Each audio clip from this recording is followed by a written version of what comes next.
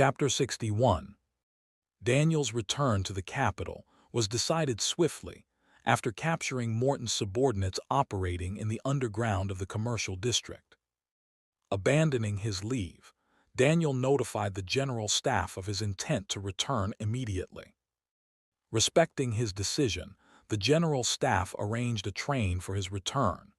2 days later, Daniel had completed preparations to leave his hometown. "Daniel, didn't you say you'd be staying here for at least a month?"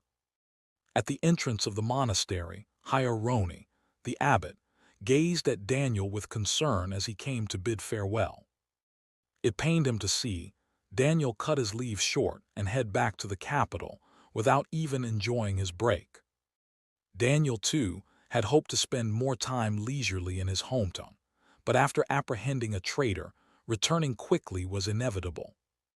The Crown Prince's faction must already see me as a core member of the princess's camp. Even if it wasn't intentional, the fact that he led the capture of Morton's subordinates was enough to draw suspicion from the Crown Prince's supporters. Staying and enjoying his leave now would be no different from painting a target on his back, begging to be killed. "I'm sorry, something urgent came up at the capital." Of course, there was no need to explain this to Hierony, who was practically his mentor. Daniel smiled as if nothing were wrong and pulled an envelope of money from his coat. "Please take this. I've added some of my reward money to my salary." Hierony's eyes widened as he checked the thickness of the envelope. "Daniel, just having you visit the monastery during your leave was a blessing from God, but this much money, I can't accept it. Please use it for yourself." "Abbot, donating this to the monastery is the same as using it for myself." Despite Daniel's gentle tone, Hierony firmly refused. "The monastery is more than capable of feeding the children without your help. I can't bring myself to take money from you when you're already working so hard." "Oh, then this money is unnecessary and should be burned." "Daniel, don't joke about something so ridiculous." Hierony trailed off as Daniel casually pulled a lighter from his coat and sparked a flame. A thin smile curved Daniel's lips as he raised the envelope over the fire. "Abbot, you know I'm someone who follows through on my words. If you don't take this money right now, I will burn it." Hierony swallowed nervously. Surely he wouldn't actually burn that much money. But as Daniel's hand lowered further, the edge of the envelope began to singe. Panicked, Hierony lunged forward and snatched the envelope away. Shouting in alarm, Hierony scolded, "Daniel, are you planning to trample on the goodwill of those who gave you this money?" "I was, but since you took it, that won't happen now." What? Only then did Hierony realize he'd been completely outmaneuvered. His face went blank with disbelief. Seeing this, Daniel chuckled softly. Snapping out of it at the sound of Daniel's laughter, Hierony furrowed his brows. "Daniel, do you find this kind of cruel prank amusing?" "I'm sorry, but I had no other choice. If I hadn't resorted to this, you wouldn't have accepted the money." "Honestly, you haven't changed one bit." Hierony sighed deeply and nodded in resignation. "Fine, if this is truly your wish, I'll use it for the children." "That's all I wanted to hear. Then I'll take my leave now." "So soon? I wish you'd come inside for at least a cup of tea." "I'd love to, but I need to catch the train. As you can see, the cab driver is already waiting." Following Daniel's gaze, Hierony saw a man leaning against a car, wearing suspenders. The man, an Asian in appearance, removed his fedora and bowed respectfully when their eyes met. Puzzled, Hierony remarked, "An Asian cab driver? I don't think I've seen him around here before." "Was he recently hired?" Blinking in uncertainty, Hierony nodded. "Well, I shouldn't keep you any longer if you're pressed for time. Daniel, we'll be praying for you here, so don't hesitate to return if things get too difficult." "I will, thank you."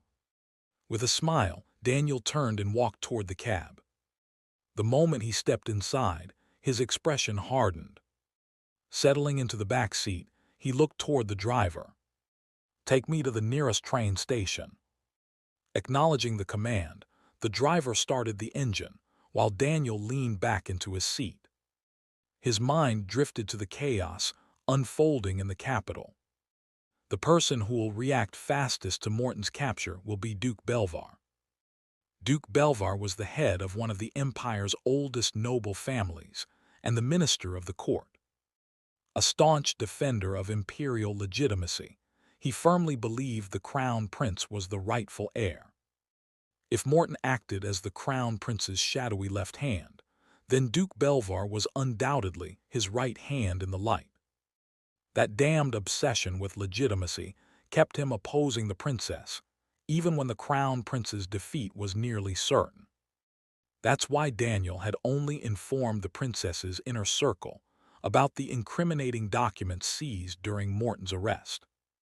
The goal was to mislead Duke Belvar into thinking Morton had burned the documents before his capture, and that no evidence remained. It was all about buying time. I need to keep revealing this information as my last resort. Releasing it prematurely would mean losing a valuable bargaining chip. Worse, it could trigger a backlash, solidifying enemy alliances through public opinion. I have to use this information selectively to sow division from within. That was the only way to survive this messy and violent succession struggle. Daniel exhaled slowly inside the moving cab. Loosening his tie, he gazed out the window, his face clouded with exhaustion.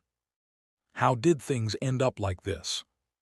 He'd planned to spend his time playing with the monastery children, enjoying meals at Jack's restaurant, and taking leisurely walks. Instead, he found himself reluctantly drawn into the princess's camp, scrambling to stay alive. Who the hell wiped out the crown prince's secret organization and dumped the blame on me? Unable to make sense of it, Daniel narrowed his eyes and clenched his teeth. Noticing Daniel's expression through the rearview mirror, the cab driver smirked faintly. Judging by that satisfied look, it seems our gift suits him well. Daniel Steiner was bound to climb even higher. As the Dark Prophet leading the Black Tide. Meanwhile, at Duke Belvar's mansion, Morton was captured. Belvar's eyes widened in disbelief upon hearing the news from the south. An organization that had operated in complete secrecy for the past 3 years was dismantled overnight. His shock was understandable. But this was no time to be reeling. What about classified information? Has it been exposed that Dawn's Light was acting under the Crown Prince's orders? Belvar's confidant and informant, Basson, shook his head. There's no word of it yet. It seems the investigation is still ongoing. That's a small relief at least, but it's only a matter of time before the truth comes out. So, who exactly captured Morton? It was Major Daniel Steiner. Daniel Steiner. The moment he heard that name, Belvar felt lightheaded and clutched his forehead. That damned bastard, he's finally revealing his true colors. It wasn't uncommon for war heroes to use their fame as a springboard into politics. Belvar had assumed Daniel was aiming to secure his own rise by backing the princess as empress. But Daniel was different from ordinary war heroes. He acted as if he had no interest in politics right up until the moment he arrested Morton.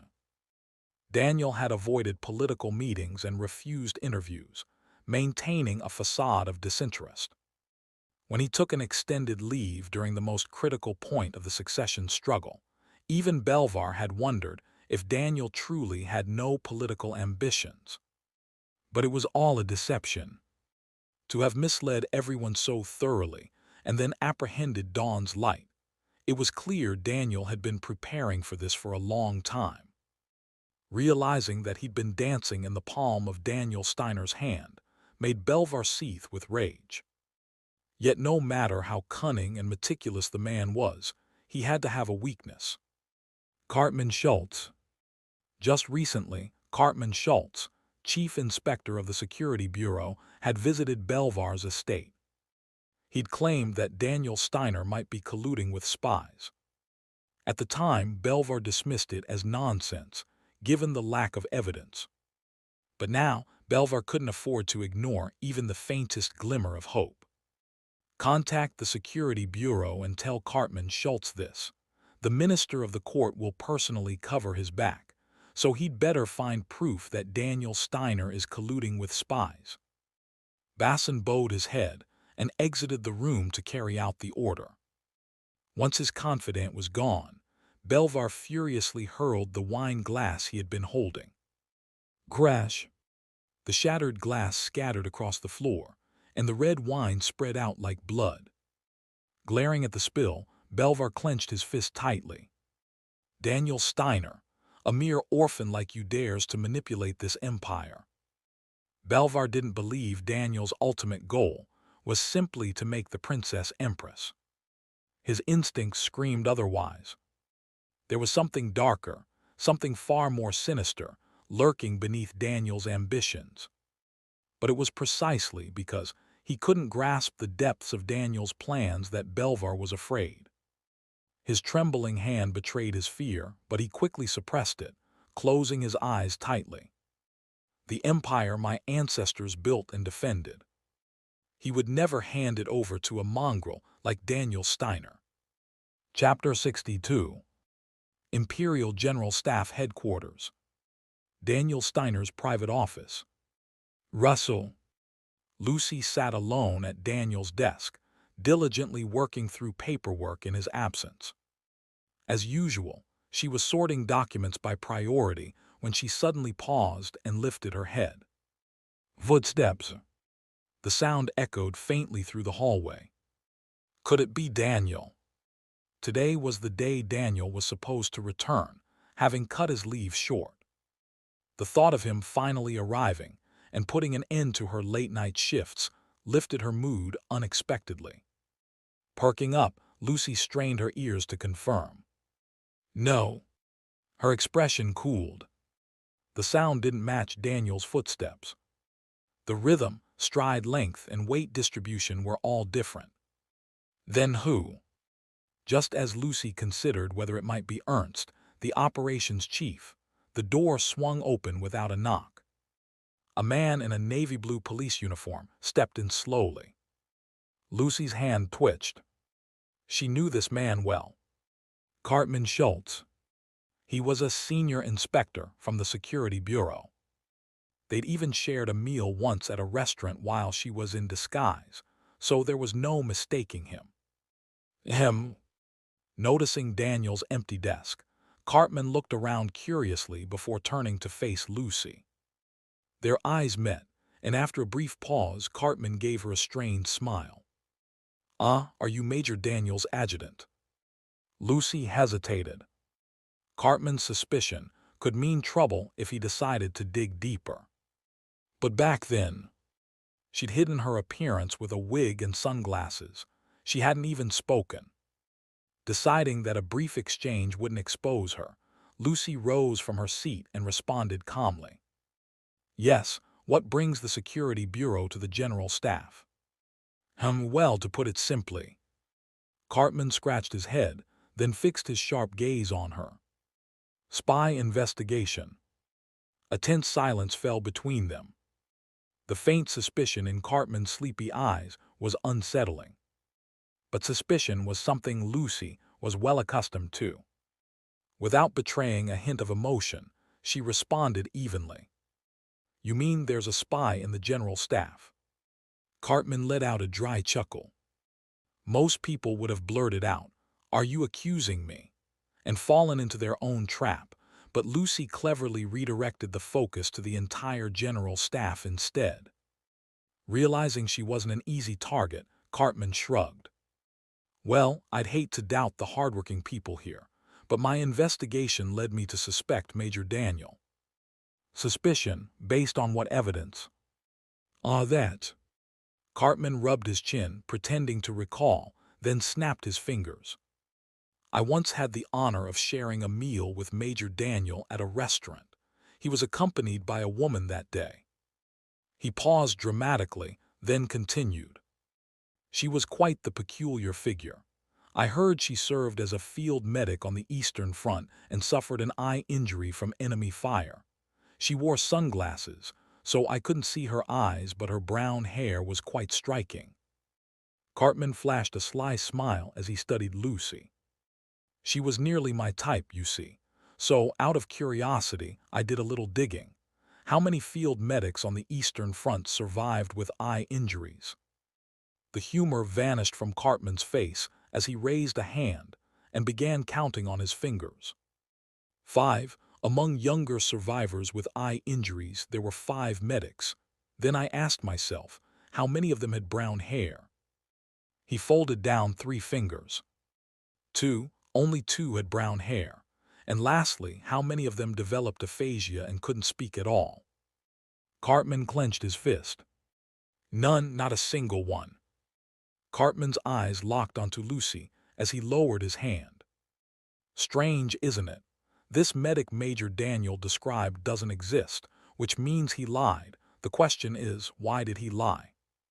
Cartman tilted his head, then narrowed his eyes. Could it be that woman was a spy, and Major Daniel hid her from me?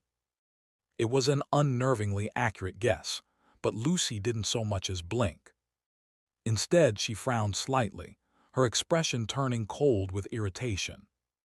Are you accusing my commanding officer, Major Daniel, of colluding with spies? Lucy's sharp tone silenced Cartman momentarily before he chuckled and shook his head. Of course not. For now, it's nothing more than my foolish imagination, and I sincerely hope it stays that way. But it wouldn't hurt to be sure, would it? With that, Cartman reached into his coat. What he pulled out was a sunglasses case. When Cartman opened the case, it revealed a pair of sunglasses identical to the ones Lucy had worn that day. Would you mind putting these on for a moment?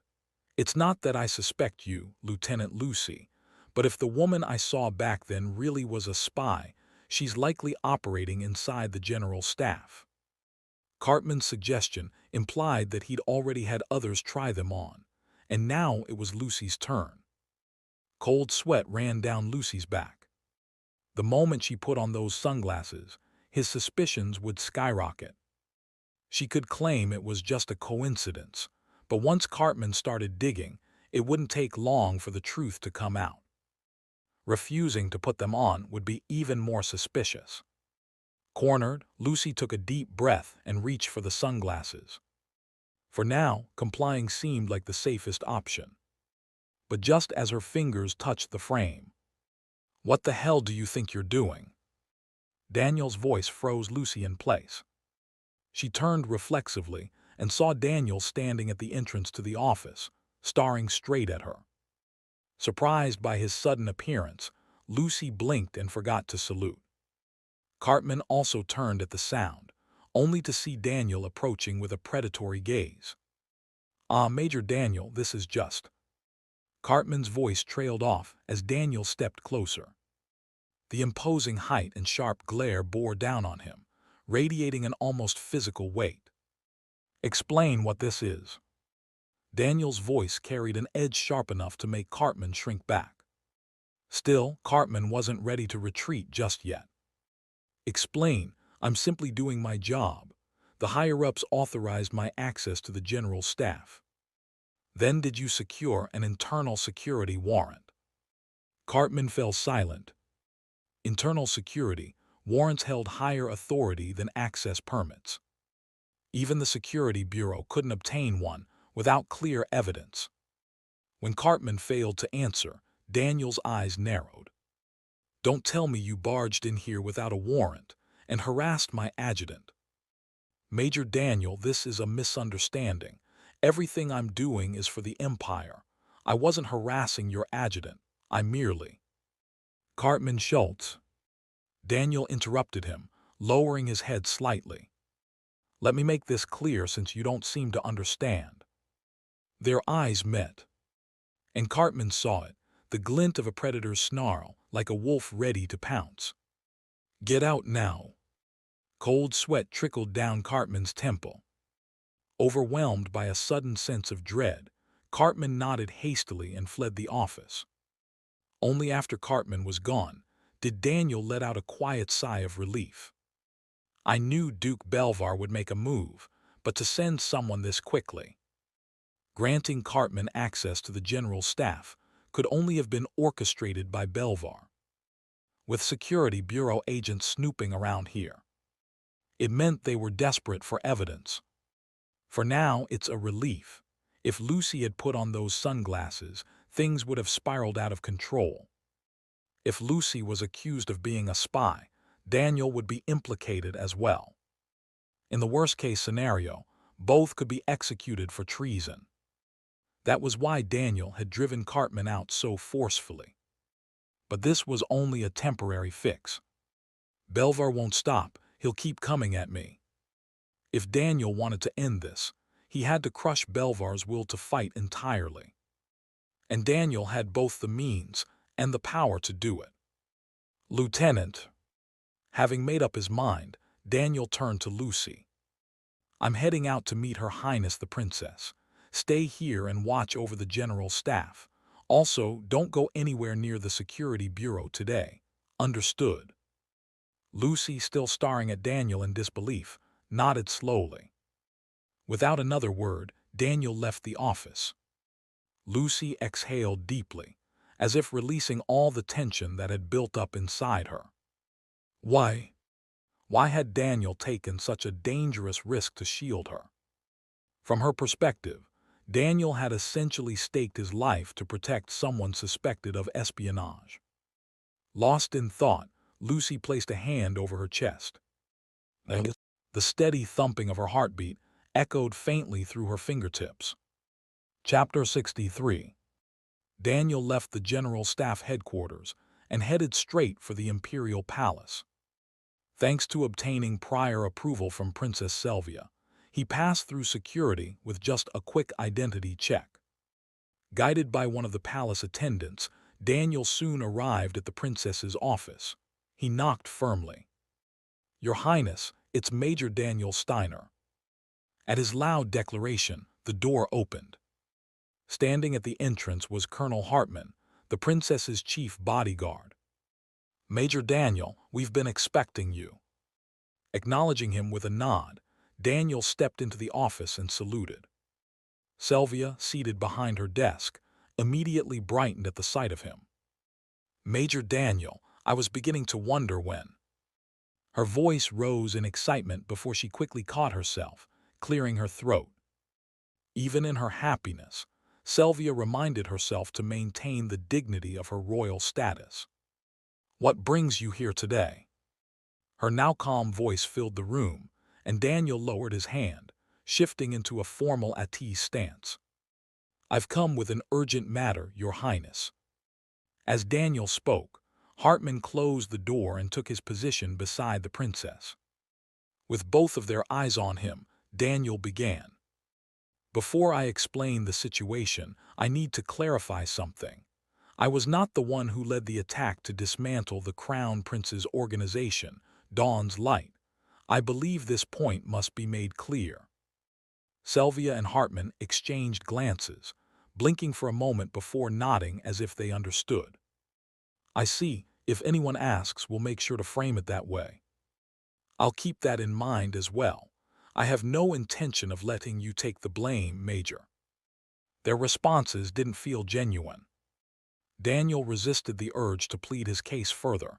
He doubted they'd believe him even if he did. Besides, there wasn't time for that now. He decided to cut straight to the point. Your Highness, I'll explain the circumstances leading to my visit. First, are you aware that Security Bureau agents are currently roaming the General Staff headquarters? The air in the room instantly grew heavy. Selvia narrowed her eyes sharply. Duke Belvar's doing. That old man's always had strong ties with the Security Bureau director, but for him to send agents into the General Staff. She caught on quickly. Daniel nodded in confirmation. Duke Belvar plans to frame me for colluding with spies. Why? He's trying to reverse public opinion. After all, it was I, Daniel Steiner, who uncovered the Crown Prince's treasonous organization. But if word spreads that I've been colluding with spies, what do you think will happen? Hartman exhaled sharply. They'll paint you as the real traitor orchestrating everything from within the princess's faction. It wouldn't even matter if it's true or not. They could publicly condemn you, and few would question it. Despite his irritation at Duke Belvar's cunning, Hartman looked at Daniel with newfound respect. I can see why you're worried. The Security Bureau can fabricate evidence out of thin air. One wrong move and you'll be dragged down. The truth was even messier. Daniel knew his adjutant Lucy was tied to espionage, but he couldn't reveal that. Instead, he nodded grimly. It's only a matter of time. If the Security Bureau manages to secure a surveillance warrant, I'll be detained immediately. Sylvia shot up from her seat, slamming her hands on the desk. No, I won't allow it. I'll stop them myself if I have to. Daniel gave her a faint smile. I'd be grateful for that, Your Highness, but there's a better option, one that eliminates the threat before it escalates. Eliminates it. Hartman's interest piqued. You have a plan to turn this situation around. I do. Daniel's eyes glinted with determination as he spoke. Duke Belvar is so desperate to use the Security Bureau because he fears me. Think about what that means. Sylvia frowned slightly before answering. He's afraid of you. If he's pushing this hard despite the risk of backlash, then he sees you as a serious threat. Exactly. Daniel's voice hardened. I plan to use that fear against him and leverage the information we have to strike a deal. Hartman raised a brow. Leverage his fear? What exactly do you mean by that? Daniel paused for a moment before responding. I'll give him exactly what he fears most. Hartman's breath caught as Daniel's expression darkened. I'm going to become the worst-case Daniel Steiner he's terrified of. Daniel outlined the core of his plan and requested that Sylvia arrange a meeting with Duke Belvar. Sylvia agreed without hesitation and quickly reached out to the Duke. To Daniel's mild surprise, Belvar accepted without much deliberation, setting the meeting in motion. And now, damn it! Daniel sat on a plush sofa in the reception room of Duke Belvar's mansion. Behind him, Hartman stood with his arms crossed, idly passing the time.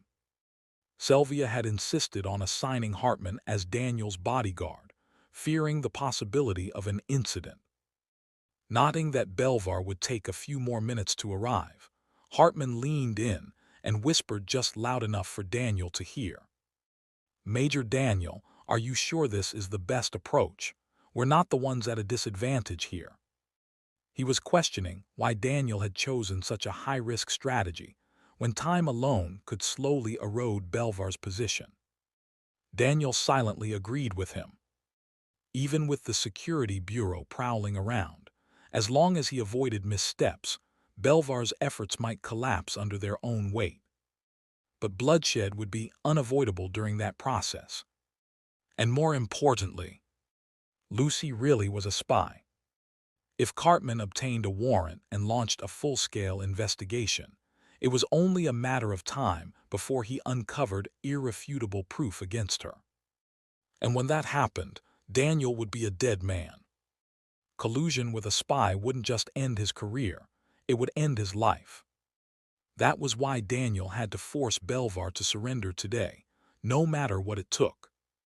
Only then could he halt the Security Bureau's investigation. To Hartman, this was a simple negotiation. For Daniel, it was a life-or-death gamble. Of course, Daniel couldn't explain all this, so he merely gave a strained smile. If today's negotiation settles things, won't that be better for everyone? Well, that's true. Need me to do anything?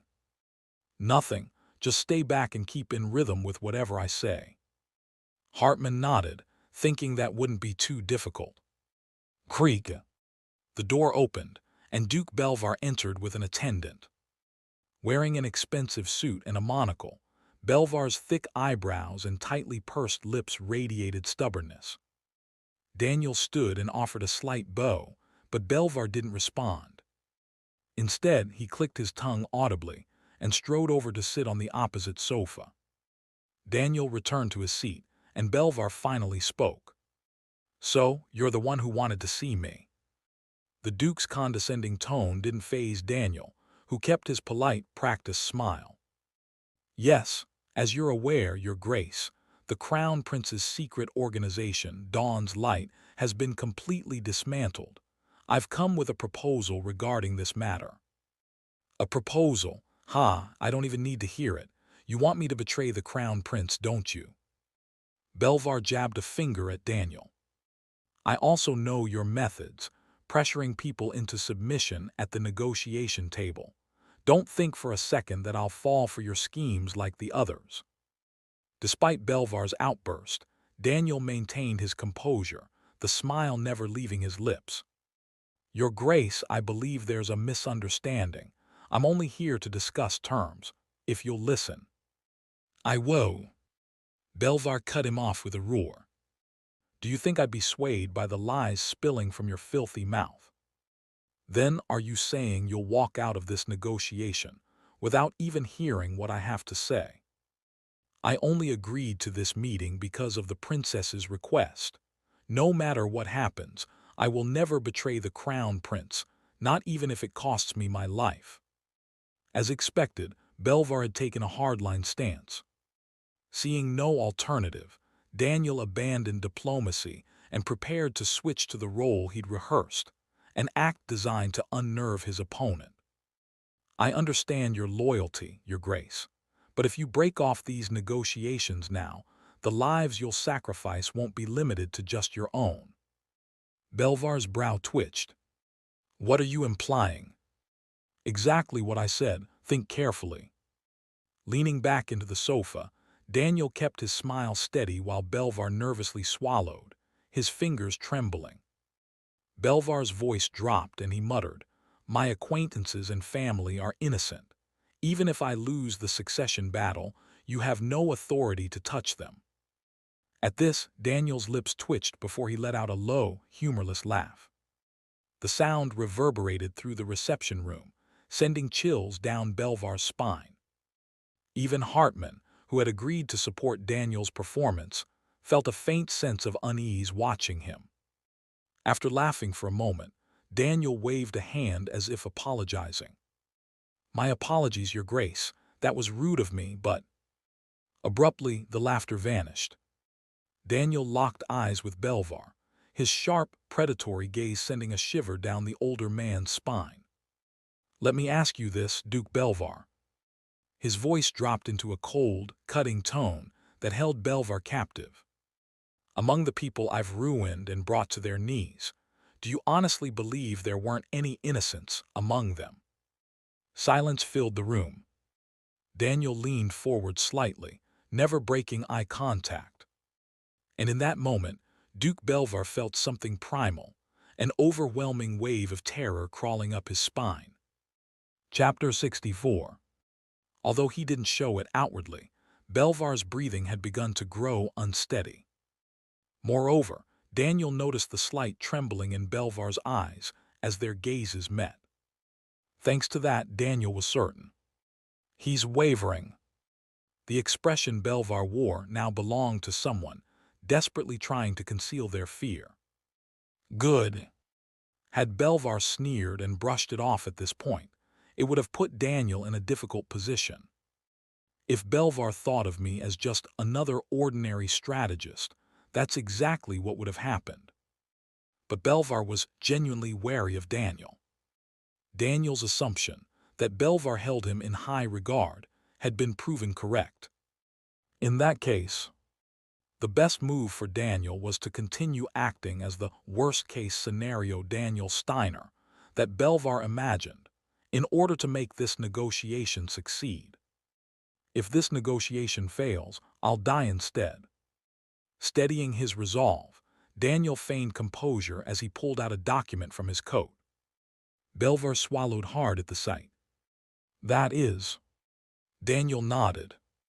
It's a copy of the documents we collected after apprehending Dawn's Light, His Highness's secret organization.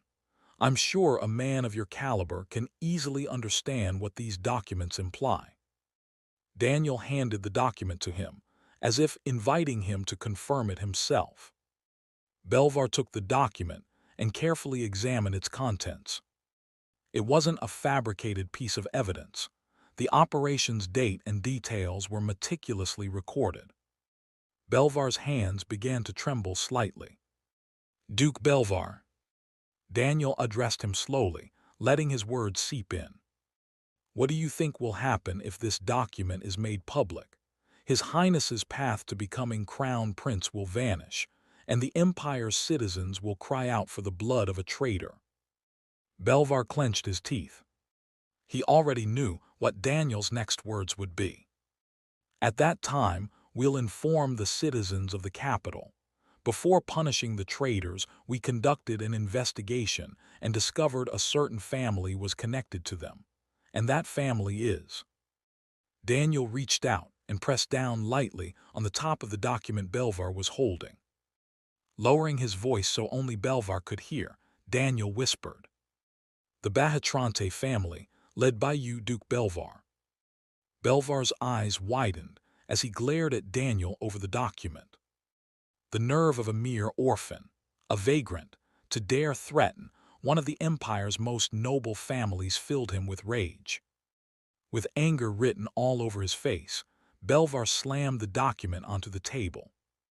"You filthy scum! It seems the rumors about you weren't exaggerated in the slightest. I can't fathom how someone as low and despicable as you managed to stand by Her Highness's side." Belvar raised his voice, but Daniel only responded with a look of mild discomfort.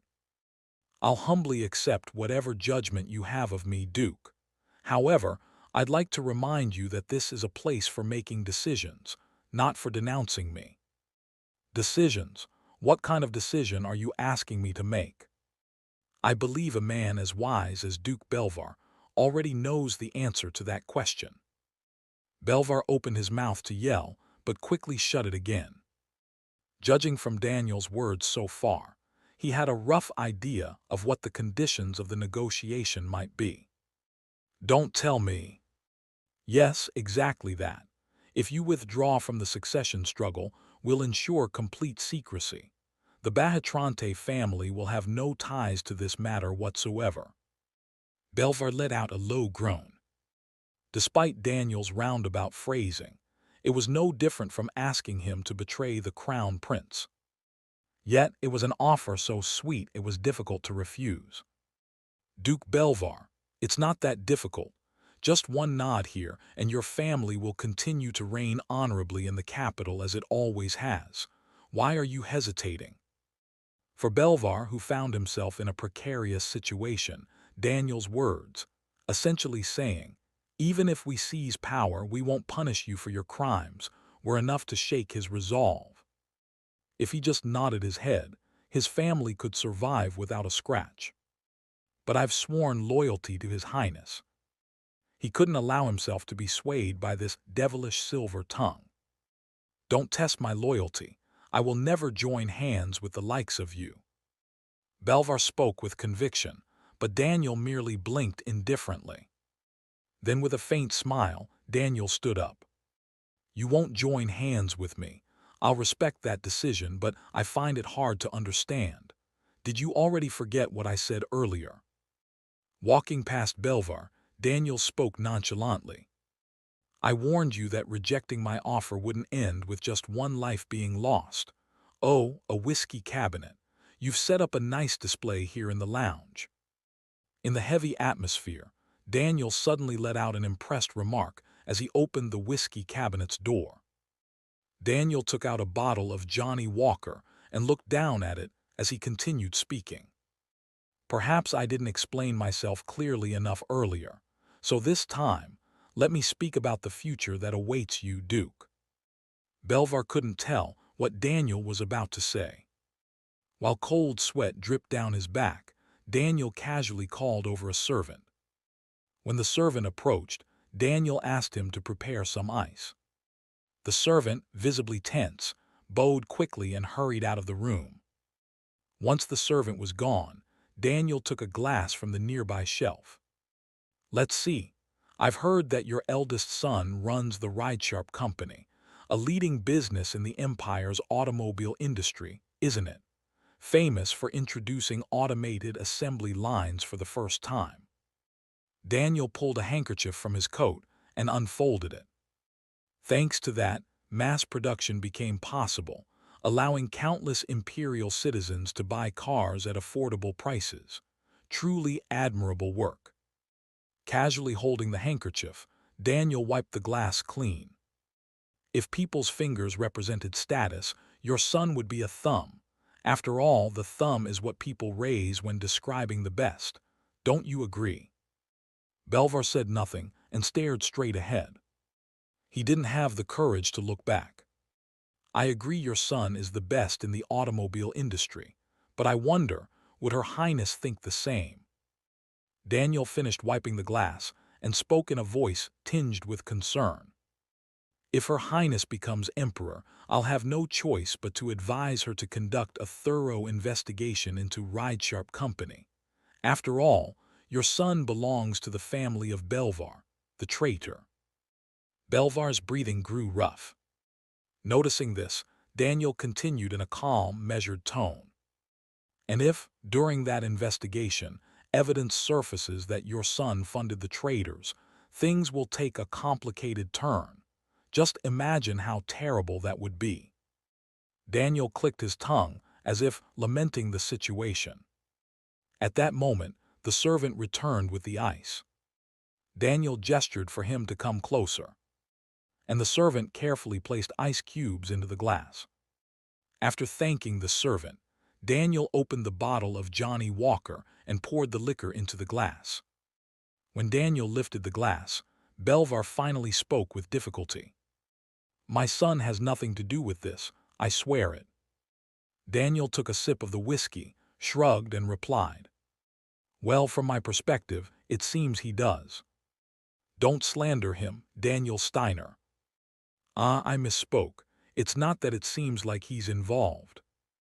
Walking behind Belvar, Daniel lightly placed a hand on his shoulder. "I'll make sure he is involved." Belvar's eyes widened at the chilling statement. As his complexion paled, Daniel leisurely walked back to his seat. "Just in case you're wondering, don't count on the Security Bureau's help.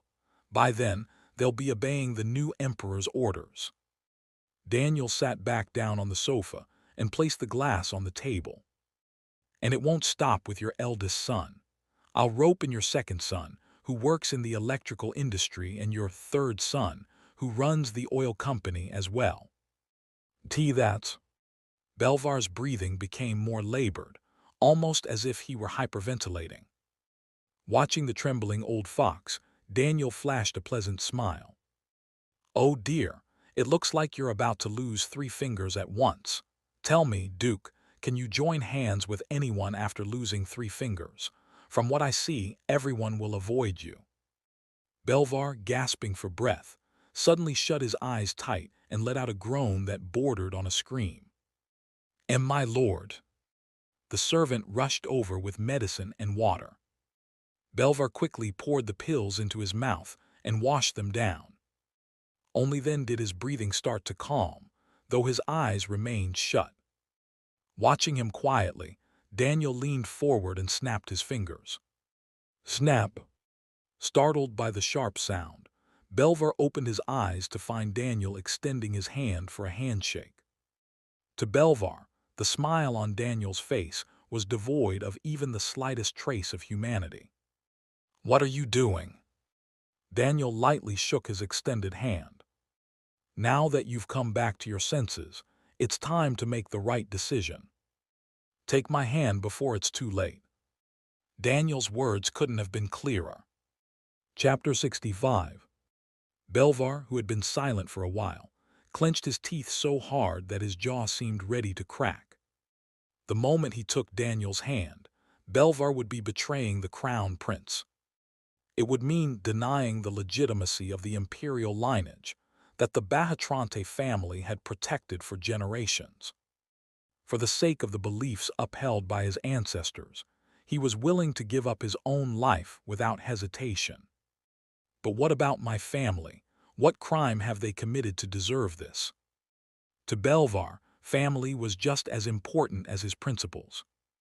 And of course it was. Before being the head of the family, he was a father. He knew his grown sons' dreams and how hard they had worked to achieve them.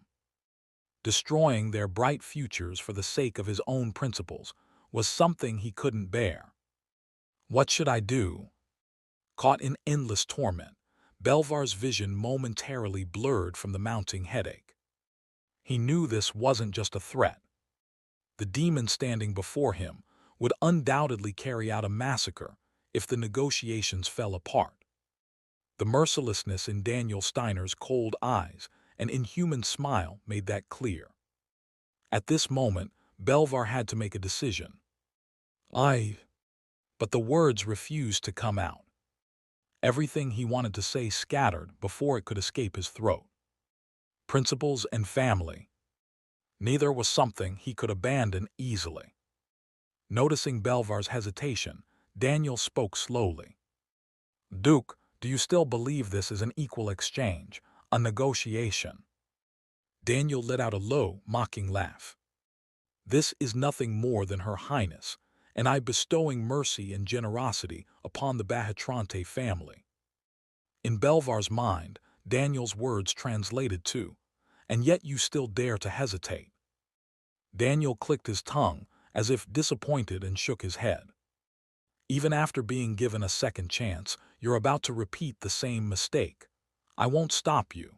Then, Duke Belvar of the great Bahatrante family, may you look forward to the destruction that awaits you. Just as Daniel began to rise from his seat, Belvar suddenly bent forward and grabbed Daniel's hand. A wave of terror hit him, the fear that once Daniel left this room, there would be no turning back. A chilling silence lingered between them. Daniel didn't pull his hand away or grip Belvar's hand tighter. He simply left it there.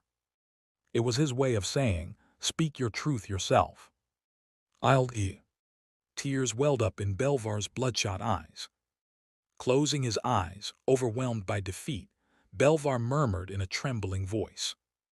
I'll cooperate, I'll do as you say. Hearing the confirmation, Daniel finally clasped Belvar's hand. At the same time, he placed his other hand lightly on Belvar's shoulder. I knew it. I expected nothing less from a wise man like you, Duke. Now that you've accepted our offer, the Bahatrante family is completely uninvolved in this matter. Daniel's grip on Belvar's shoulder tightened slightly.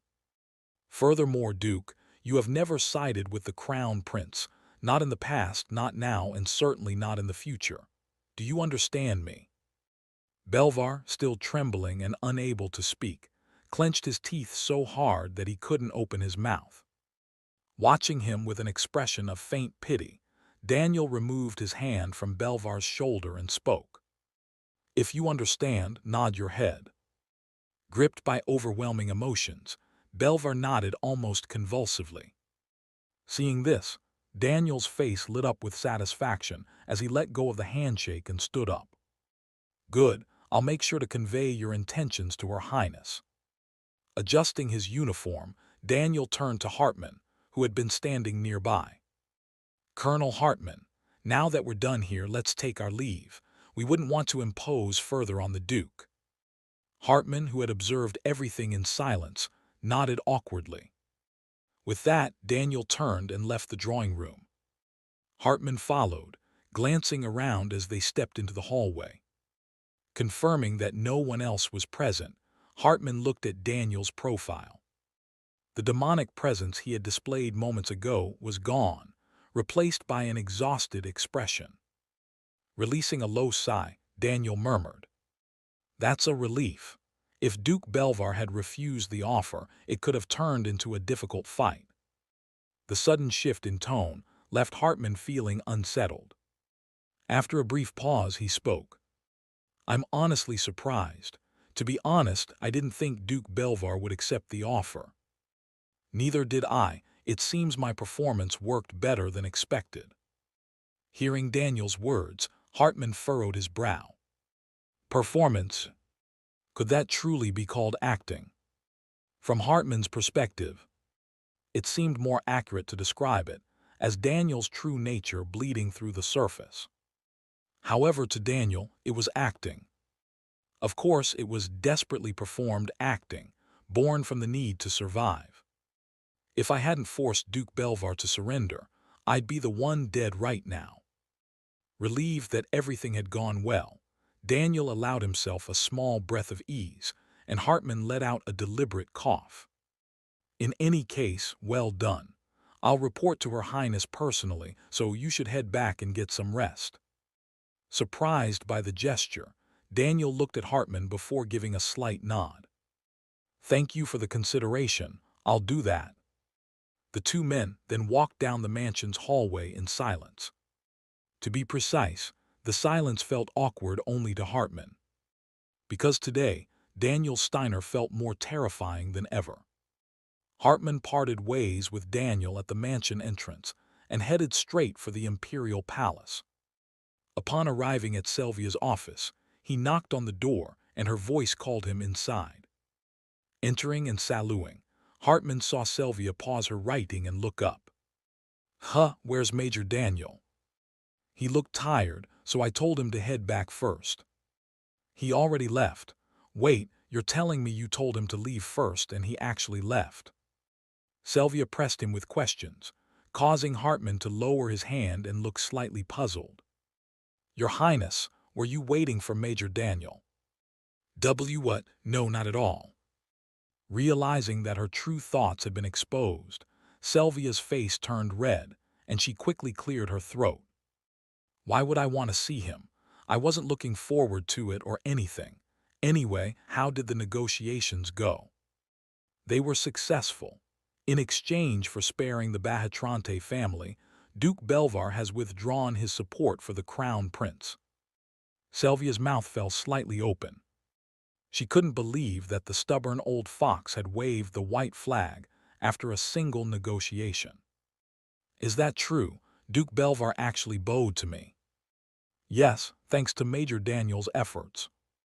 Hearing that Daniel had made the negotiation a success, Sylvia couldn't help but be impressed. Capturing the Crown Prince's secret organization had already been a massive achievement. And now, forcing Duke Belvar to surrender effectively ended the battle for succession. Sylvia let out a quiet laugh, a faint smile curling on her lips. My poor brother, he's lost both arms in one blow. He's probably screaming in frustration right now. Certain of her victory, Sylvia placed her pen in its case and shut it with a satisfying click. So, her sharp gaze shifted to Hartman. What do you think of Daniel Steiner, Colonel? She wanted Hartman's assessment after witnessing Daniel handle the negotiations firsthand. This was also the primary reason Sylvia had assigned Hartman to guard Daniel. To determine whether Daniel could be trusted as one of her closest allies. Daniel Steiner is one of the most capable individuals I've ever met. However, pausing for a moment, Hartman continued with a heavy tone. He is also an extraordinarily dangerous man. Hartman evaluated allies based on tactics, strategy, and politics. As a member of the Imperial Guard who operated within the capital, rather than on the battlefield, Hartman prioritized political acumen above all else. After all, a tactician couldn't defeat a strategist, and a strategist couldn't outmaneuver a politician. And a politician, when faced with an equal adversary, they could only maintain a fragile balance. But Daniel Steiner was different. He had thoroughly crushed Duke Belvar, a man who could have become his greatest political enemy, under the pretense of serving Her Highness. He couldn't forgive it, the fact that Duke Belvar tried to frame him for treason. Belvar had used the Security Bureau to accuse Daniel of colluding with spies. and Daniel's fury was evident. Yet his anger wasn't a blazing fire. It was a silent poison, flowing calmly and lethally. Not visibly threatening, but far more dangerous than it appeared. And once someone drank even a drop of that poison, they would suffer excruciating pain. In front of such a victim, Daniel Steiner would smile and say, "I have the antidote, let's negotiate." That was how Hartman saw Daniel Steiner. "Therefore, Your Highness." Recalling the image of Daniel facing Duke Belvar, Hartman warned, "You must never make an enemy of Daniel Steiner." Bowing his head, Hartman felt a cold sweat trickle down his back. Because just if, Daniel Steiner had sided with the Crown Prince instead of Her Highness, the one drinking Daniel's poison today, it wouldn't have been Duke Belvar. It might have been Hartman himself. Chapter 66. Hartman's consideration allowed me to return straight to my quarters and rest. The next morning, I reported to the General Staff Headquarters. The clear skies without a single cloud and the refreshing breeze put me in a good mood, but that mood vanished the moment I stepped inside the headquarters.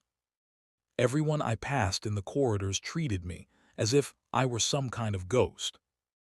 Those of lower rank stiffened and saluted me nervously, while higher-ranking officers barely managed to acknowledge my salute, avoiding eye contact as they hastily returned the gesture. Wondering what was going on, I decided to stop by the break room for coffee, and there, I uncovered the source of the commotion. The personnel officers had gathered and were openly discussing me. "Did you hear? That operations officer Daniel Steiner pretended to take leave, but was actually on a mission for Her Highness. I heard he even visited Duke Belvar's mansion. He was with Colonel Hartman, Her Highness's chief bodyguard. Now that he's a war hero, maybe he's planning to step into politics. Either way, let's make sure we don't cross Daniel Steiner. We can't afford to get caught up in his mess." And the Personnel Planning Department major, who had been rambling, abruptly cut off his sentence when he noticed me. Frozen in surprise, the major forced an awkward smile in my direction. He leaned toward his colleagues and whispered something. The officers who had been chatting turned to glance at me, before coughing nervously and breaking the silence. One of them, the lowest ranking, a major, finally mustered the courage to speak. "Good morning, Major Steiner." I took a sip of my coffee and replied, "Yes, good morning. It's a perfect day for gossip, isn't it?" My words caused them to exchange uneasy glances before hastily discarding their coffee and making excuses to leave. "Come to think of it, I have some urgent work to take care of." I just remembered. I need to see my department chief right away." One by one, they mumbled excuses and filed out of the break room. Watching their retreat, I let out a low sigh. Judging by the strange rumor circulating in the headquarters, it seemed I had somehow solidified my position as Her Highness's closest confidant. Not that I could blame anyone for spreading such rumors. If I were in their shoes, I'd think the same thing. Given the circumstances, it would have been stranger if they didn't think I was close to the princess. The problem was that I had absolutely no intention of taking on such a role, and the situation was quickly becoming a headache. How did things end up like this? I had simply gone home to enjoy my leave, but after unintentionally dismantling the Crown Prince's secret organization, the situation had spiraled completely out of control. I wonder what His Majesty thinks about all this.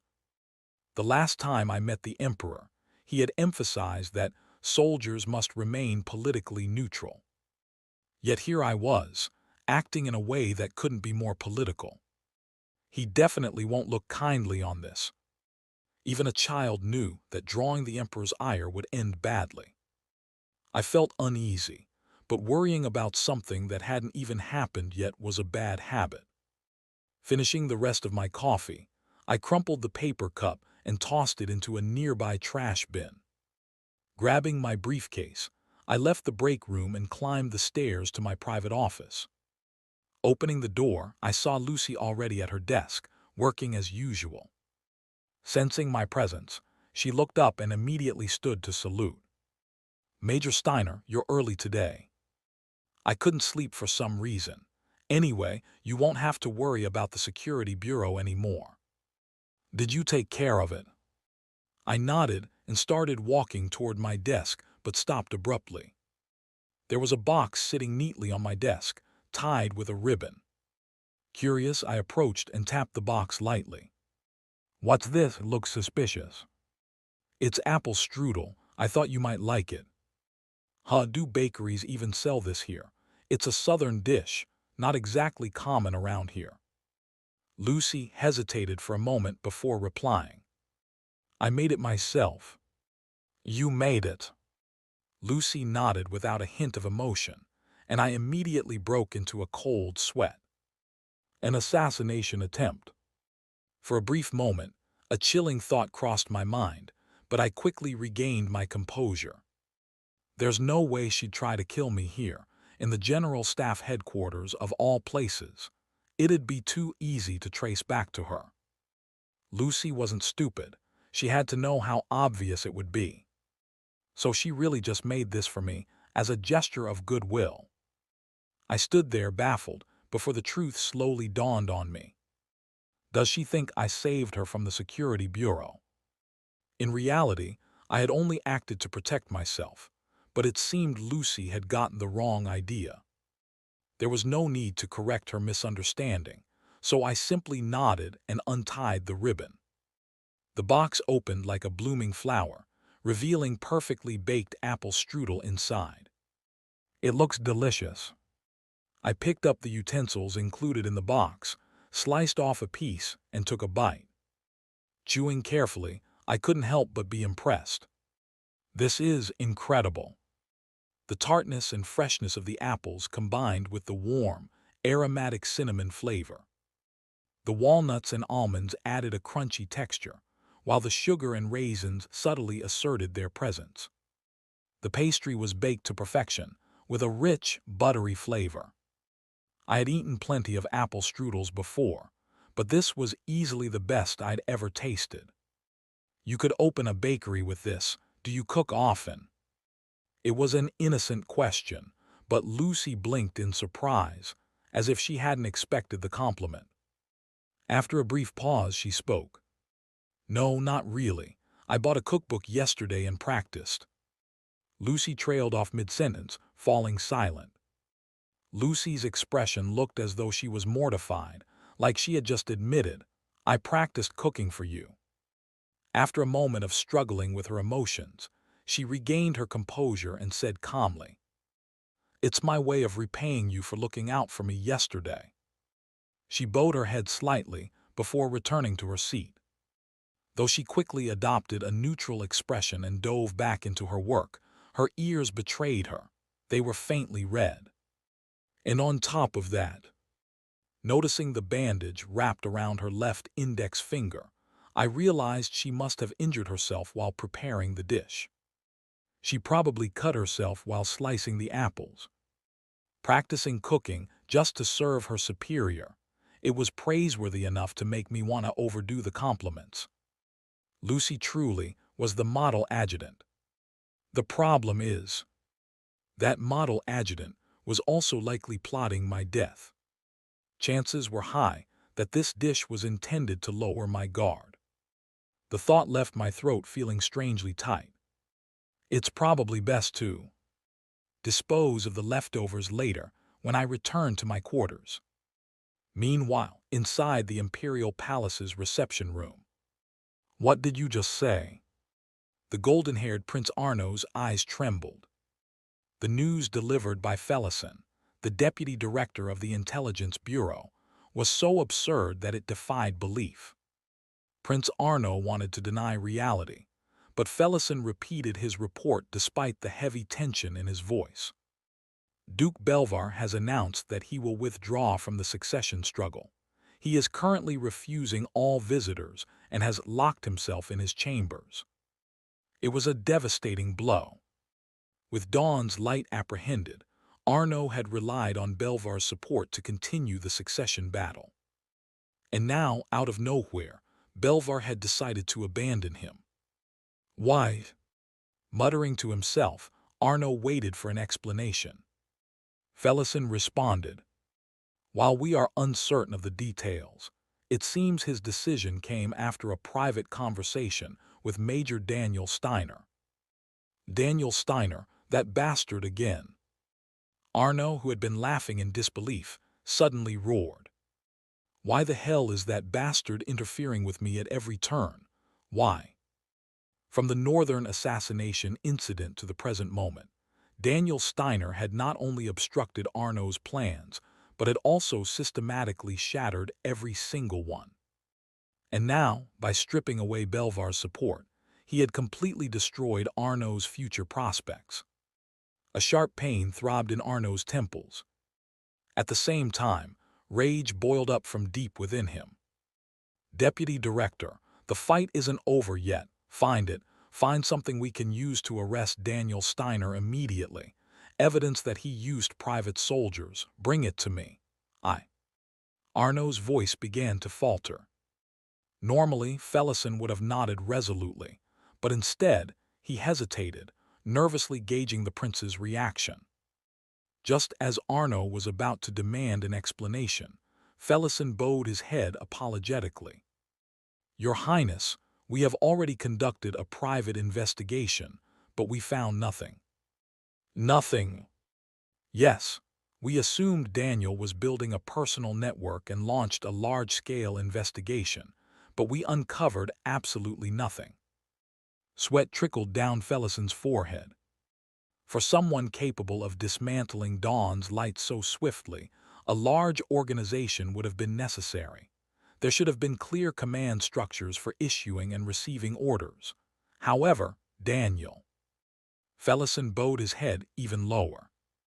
Major Daniel Steiner didn't communicate with a single person during his time in the South. And as for the group that attacked Dawn's light, they disappeared without leaving a trace. "What? Your Highness, if I may speak bluntly, it feels like we're chasing a ghost. We can't figure out how Daniel Steiner operates, no matter how much we investigate." There was a faint tremor in Felison's voice. Arno, stunned, collapsed into his chair. What in the world? In short, Daniel Steiner had executed his operations so flawlessly that even the Imperial Intelligence Bureau couldn't find a shred of evidence. Faced with this revelation, the anger bubbling inside Arno cooled into an icy dread. That dread soon transformed into a nameless fear. What kind of man is Daniel Steiner? The prince's question hung in the air, unanswered. Felison remained silent, unable to define the enigma that was Daniel Steiner. A man who would stop at nothing to achieve his goals. A ghost-like presence that left no trace behind. Chapter 67. Prince Arno, having lost his entire support base in an instant due to Daniel Steiner's actions, was left with no choice but to surrender. With Arno abandoning the succession struggle, Selvia was able to extend her influence within the capital and the imperial palace without any opposition. About a month later, Emperor Berthram, who had been observing everything from afar, decided that waiting any longer was meaningless. Using the pretext of selecting an heir, he summoned the empire's key figures to the palace's grand hall. Naturally, Daniel Steiner was among those invited as one of the empire's key figures. While receiving an invitation to witness such a monumental decision was considered a great honor, Daniel himself found the event more uncomfortable than anything else. "I'd rather be back at my quarters, sipping coffee and reading a book." Spending his precious weekend like this felt absurd. Letting out a quiet sigh, Daniel scanned the surroundings. The grand hall of the palace, adorned with elegant and refined architecture, was filled with ministers of the court, including Duke Belvar. Lined up alongside them were high-ranking military officers and ministers responsible for governing the nation. For Daniel, awkwardly wedged among such powerful figures, the experience was nothing short of excruciating. A lot of them seemed to be glaring at me. No one spoke to him, but he could feel the side glances. It was only natural for the higher-ups to direct hostility toward a mere major, who somehow secured a seat in the palace's grand hall. Deciding it was best to avoid unnecessary eye contact, Daniel focused his gaze forward. Seated upon the throne, wearing a white uniform symbolizing the imperial family, was Emperor Berthram. The frail appearance Daniel had witnessed in the emperor's private chambers was nowhere to be seen. Clad in royal regalia, Berthram exuded authority. "Raise your heads, my children." At Berthram's solemn voice, Selvia and Arno, both kneeling on the red carpet, raised their heads. They, too, wore white uniforms that marked their status as royalty. "I trust you both know why I've summoned you here before these distinguished leaders of the empire." Hearing Berthram's words, Selvia and Arno swallowed nervously. Though their reactions were the same, Selvia's eyes glimmered with triumph while Arno's radiated defeat.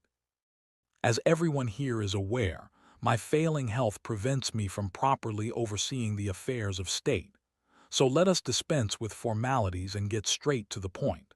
Today, my successor will be chosen." No one in the hall was surprised. The decision had been anticipated for some time, so the crowd simply waited in silence. Berthram, seemingly pleased by the quiet, gazed down at his children. "Are you both prepared to accept my decision?" "I am prepared," Selvia replied without hesitation. Arno, however, took a moment before muttering, "I am prepared." Satisfied with their responses, Berthram gave a slight nod and declared, "Then I shall now name my successor, Selvia von Amberg." Selvia rose to her feet at the sound of her name. Berthram continued, "I have recognized your abilities and deemed you worthy of becoming the next emperor. Will you prove that my foresight was not mistaken?" "Yes, your majesty, I will prove it without fail." "Good. From this moment onward, you shall inherit my will and work tirelessly for the imperial family and the empire. Always remember to respect all citizens and strive to bring forth a just reign." Berthram's gaze swept the room. "Have you all heard? From this day forward, my successor is Selvia von Amberg." His words were both an announcement and a command to throw full support behind Selvia as the future empress. Understanding the emperor's intent, everyone in the hall bowed their heads in unison. "Yes, your majesty." Their unified voices resonated throughout the hall. Satisfied, Berthram's sharp eyes scanned the room before he spoke again. "With the successor named, it is time for her to start learning governance. I plan to entrust Selvia with the authority of regency. What are your thoughts?" The word regency caused a brief stir among the audience. Before anyone could speak, Duke Belvar stepped forward and bowed deeply. "Your Majesty, might it not be premature for Her Highness to assume regency? I believe it would be better for your Majesty to continue overseeing state affairs for a while longer." Berthram's expression sharpened. "Duke Belvar, do you mean to overwork a dying man until I collapse? Do you seek my death?" Belvar, sensing danger, bowed even lower. "I spoke out of turn, your Majesty. Please forgive my rudeness." With Belvar retreating, the rest of the audience kept their mouths shut. Berthram, enjoying the silence, made his decision clear. "Since there are no further objections, I will proceed with the regency. 9 days from now, Selvia will begin assisting me in governing the empire. Be sure to prepare accordingly."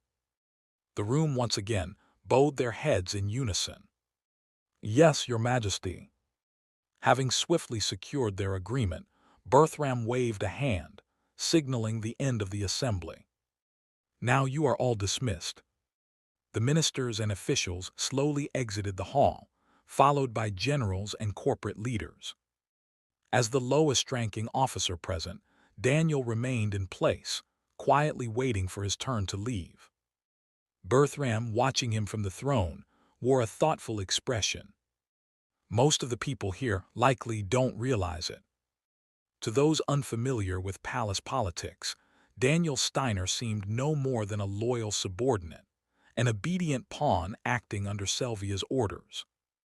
But Berthram, having observed the series of incidents, knew better. Daniel Steiner hadn't been following Sylvia's orders. He had been following his own will. So, it was not Sylvia who had made herself the heir to the throne today. Nor was it Emperor Berthram. From beginning to end, it had been Daniel Steiner who orchestrated everything. The man who claimed to have no interest in politics. Berthram let out a hollow laugh, shaking his head in disbelief.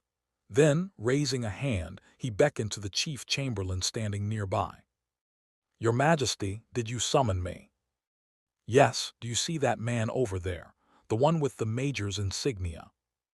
"Yes, I see him clearly." "What do you think of him at first glance?" The chief chamberlain blinked a few times before tilting his head slightly. "If you're referring to his appearance, he looks a bit thin but handsome. Judging by the dark circles under his eyes, he seems like a young man burdened with responsibilities, perhaps someone who worries about the future of this nation." Berthram nearly burst out laughing. Daniel Steiner, worrying about the future of the nation. It was the most ridiculous thing he had heard all day. The chief chamberlain broke into a nervous sweat, unsure why Berthram was laughing so suddenly. After regaining his composure, the emperor finally spoke again. "You never fail to amuse me. In any case, deliver a message to that man. Tell him I want to have a word with him at the shooting range." Though uncertain about the meaning behind the emperor's laughter, the chief chamberlain bowed politely and nodded. A short while later, Daniel, who had been preparing to leave, was stopped by the chief chamberlain and led to the palace's shooting range. There he found Emperor Berthram holding a double-barreled shotgun. Why did he bring me here? Suspicion and tension simmered beneath the surface. Keeping his guard up, Daniel approached the emperor and saluted. "Your Majesty, I was told you wished to see me." "Oh, aye." Berthram returned the salute in a playful manner before resting his finger on the shotgun's trigger. His gaze remained fixed on the open sky above the grassy field. "Apologies for summoning you so suddenly. Have you ever tried trap shooting?" "A friend of mine used to enjoy it back in our cadet days, so I've only heard about it." "Then this is the perfect chance to learn. Watch carefully." No sooner had Berthram finished speaking than a sharp whistle rang out, and two clay targets soared into the air. Without hesitation, Berthram raised the shotgun and fired twice. Bang, bang. Both targets shattered mid-flight. Satisfied, Berthram lowered the gun. "It's a simple sport. Given your marksmanship, I'm sure you'll find it easy." "Your Majesty, am I to assume you called me here just to enjoy some shooting?" "Of course not. This is merely a way to build camaraderie." Berthram cracked the shotgun open, ejecting two spent shells, which clattered to the ground. A servant approached and handed him fresh cartridges. "The primary reason I called you here is to reward you." "A reward, Your Majesty?" "Yes, you went above and beyond for my daughter's sake. I've always wanted Sylvia to become emperor, so I'm deeply grateful for your efforts." Berthram leisurely reloaded the shotgun as he spoke, sliding the cartridges into the chambers. "So I plan to reward not just you but also those who assisted you. That is, if you're willing. Would you mind telling me who they are?" Wearing a warm smile, Berthram closed the shotgun and raised it again. At his signal, the servant stepped back, and the targets were launched once more. As Berthram's eyes followed the clay discs, Daniel hesitated. "Your Majesty, if you're referring to the capture of the prince's secret organization, That was purely a stroke of luck. I don't have any other names to offer." The discs flew through the air. Bertram instinctively fired twice, shattering both targets again. Lowering the shotgun, he ejected the spent shells. "Major Steiner." As the shells hit the ground, Bertram glanced back at Daniel, shrugging his shoulders. "This isn't a request, I'm giving you an order." A cool breeze swept through the range. After a brief pause, Bertram continued. "Tell me, who are the people that supported you, and what do they do?" Though Bertram's lips still carried a smile, his eyes had turned cold and calculating. Noticing the subtle shift, Daniel's instincts immediately kicked in. This wasn't about giving out rewards. It was something else entirely. Chapter 68. Sweat beaded on Daniel's forehead as he locked eyes with Bertram. The Emperor's deep suspicion toward him was unmistakable. Yet Daniel truly knew nothing about the accusations being hurled at him, leaving him feeling helplessly wronged. How could he get out of this ridiculous situation? His mind raced, calculating possible exits before he finally knelt on one knee. "Your Majesty, I cannot fathom the reason for your words." This was the Emperor, the man who held absolute authority over the empire. Ordering someone's execution on a whim was as easy as breathing for him. Acting too defiant could very well cost Daniel his life. "Of course, given the circumstances, I fully understand why you would suspect me. Were I in your position, I would likely harbor the same doubts. However, I swear that I have no private organization or hidden militia under my command." Bertram responded with a low, amused chuckle. At his gesture, the nearby attendant, who had been frozen in place, hurriedly approached with a handful of cartridges. Taking the shells, Bertram reloaded his shotgun with practiced ease. "No hidden organization, you say?" With a sharp click, the barrels snapped shut. "Strange. Then who were the armed forces that stormed ahead of you to capture Dawn's Light? According to the survivors, they were well trained." "Your Majesty, with all due respect, I have no knowledge of that matter." "You do know." Bertram's voice remained calm, but the underlying menace was impossible to miss. "Are you implying that I'm paranoid and rambling nonsense?" The implication made Daniel's heart drop. He immediately bowed his head even lower. "I wouldn't dare, Your Majesty. I'm merely stating that I am unaware of the matter in question. However," swallowing hard, Daniel continued, "if Your Majesty is convinced that I command a private militia or secret faction, then I will humbly accept your judgment, even if it is not true." "Humbly accept? And how would you do that?" "Your Majesty need only give the word, and I will resign from the military. I will return to a civilian life and completely withdraw from politics." Though Daniel spoke with sincerity, Bertram couldn't help but interpret his words as veiled defiance. To the Emperor, it sounded like Daniel was warning him to think carefully about the consequences of persecuting a war hero without evidence. After all, emperors were not exempt from the laws they enforced. If an emperor disregarded justice, the credibility of the law would crumble. And once that credibility fell, corruption and abuse of power would inevitably follow.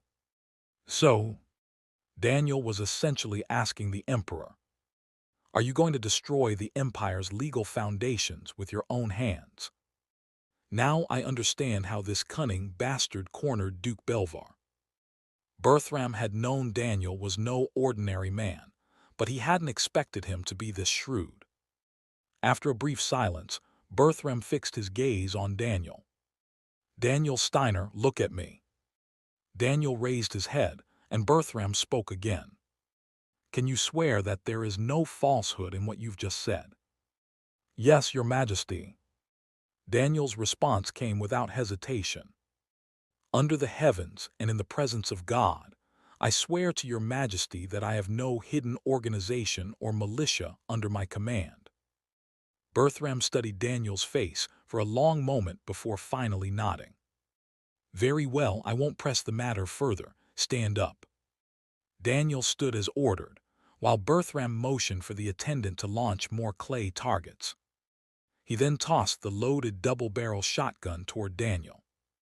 Daniel instinctively caught it, his expression momentarily stiffening. "Shoot!" No sooner had Bertram given the command than two clay targets shot into the sky. Moving on reflex, Daniel raised the gun, tracking the trajectory of the discs. Rather than firing immediately, he carefully calculated the point where their paths would intersect. Then, bang! The shotgun roared, and the blast shattered both targets simultaneously. Bertram let out an impressed sigh. Even Daniel, who hadn't expected to hit both, blinked in disbelief before lowering the gun. As pieces of the clay discs rained down, Bertram turned to Daniel. "Impressive marksmanship. Are you going to claim that was just luck too?" "Your Majesty, That's enough. I have no interest in further debate. You look exhausted. Go get some rest. I'll apologize for my poor attempt at humor earlier." An attendant stepped forward to retrieve the shotgun. Daniel hesitated, unsure if this was truly the end of their encounter. But when Bertram waved him away, he bowed deeply. "It has been an honor to speak with your Majesty." With that, Daniel turned and walked away at a measured pace. Bertram watched his retreating figure in silence until it disappeared. Just then, the air beside him rippled and distorted. As the optical camouflage lifted, Johannes Kuntz, captain of the Imperial Guard, emerged. Without looking at him, Bertram spoke. "He's more cunning than I expected. I thought he might flinch when I mentioned rewards, but he didn't even blink." Johannes cast a sharp glance in the direction Daniel had left. If Daniel had been blinded by greed and confessed to having a private militia, what would your Majesty have done? If he had confessed, I would have convened a military tribunal and sentenced him to death. Under imperial law, any soldier who privately amassed troops or formed a militia could face the death penalty. Had Daniel admitted guilt, his confession would have served as evidence, allowing Bertram to sentence him without hesitation. Of course, executing a war hero would have sparked public outrage, but Bertram had accounted for that as well. "I would sentence him to death but leave the execution suspended. My daughter would undoubtedly oppose it fiercely. That way, I'd be portrayed as an emperor unable to execute punishment because of Selvia's pleas." "Surely not. When the time comes, I will pass the throne to Selvia. And what do you think she'll do first?" Johannes considered it carefully before nodding. "She would pardon Daniel Steiner, viewing it as repaying his debt of gratitude. It would also strengthen her hold over him." "Exactly.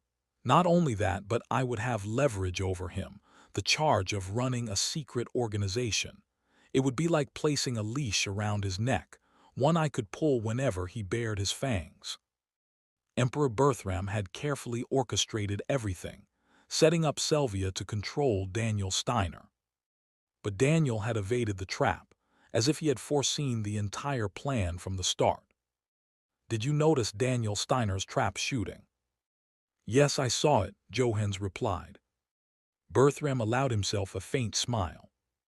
"That man has done this before.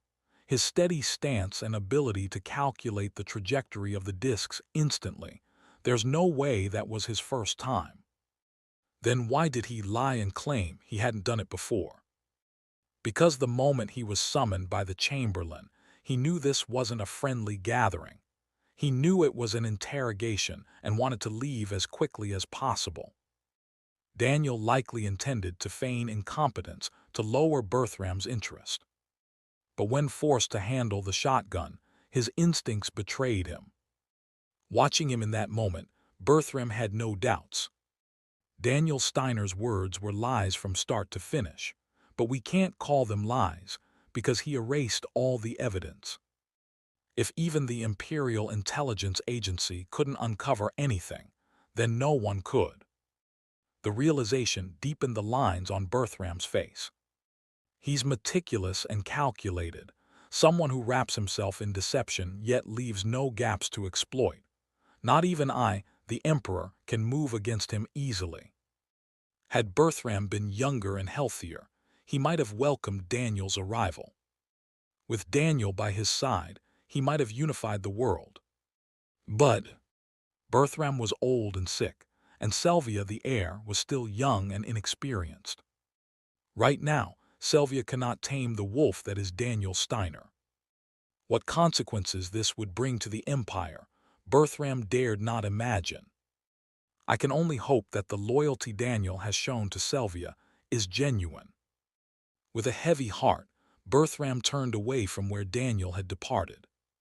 Taking a deep breath, he gazed up at the clear blue sky. "Johannes, do you think Daniel Steiner will bring spring to the Empire?" Understanding the deeper meaning behind Berthram's words, Johannes bowed deeply.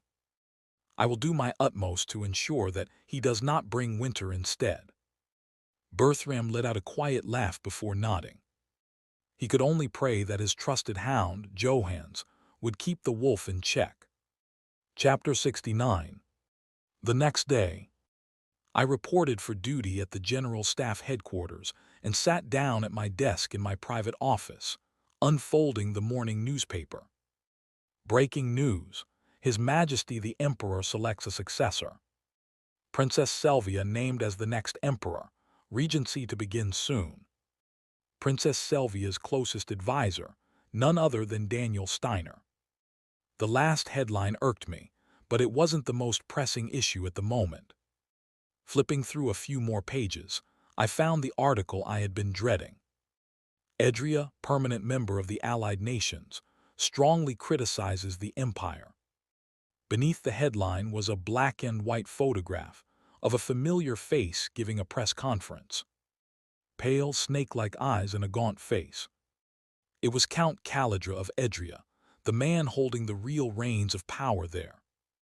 A man who was certain to push the Empire into a corner in the near future.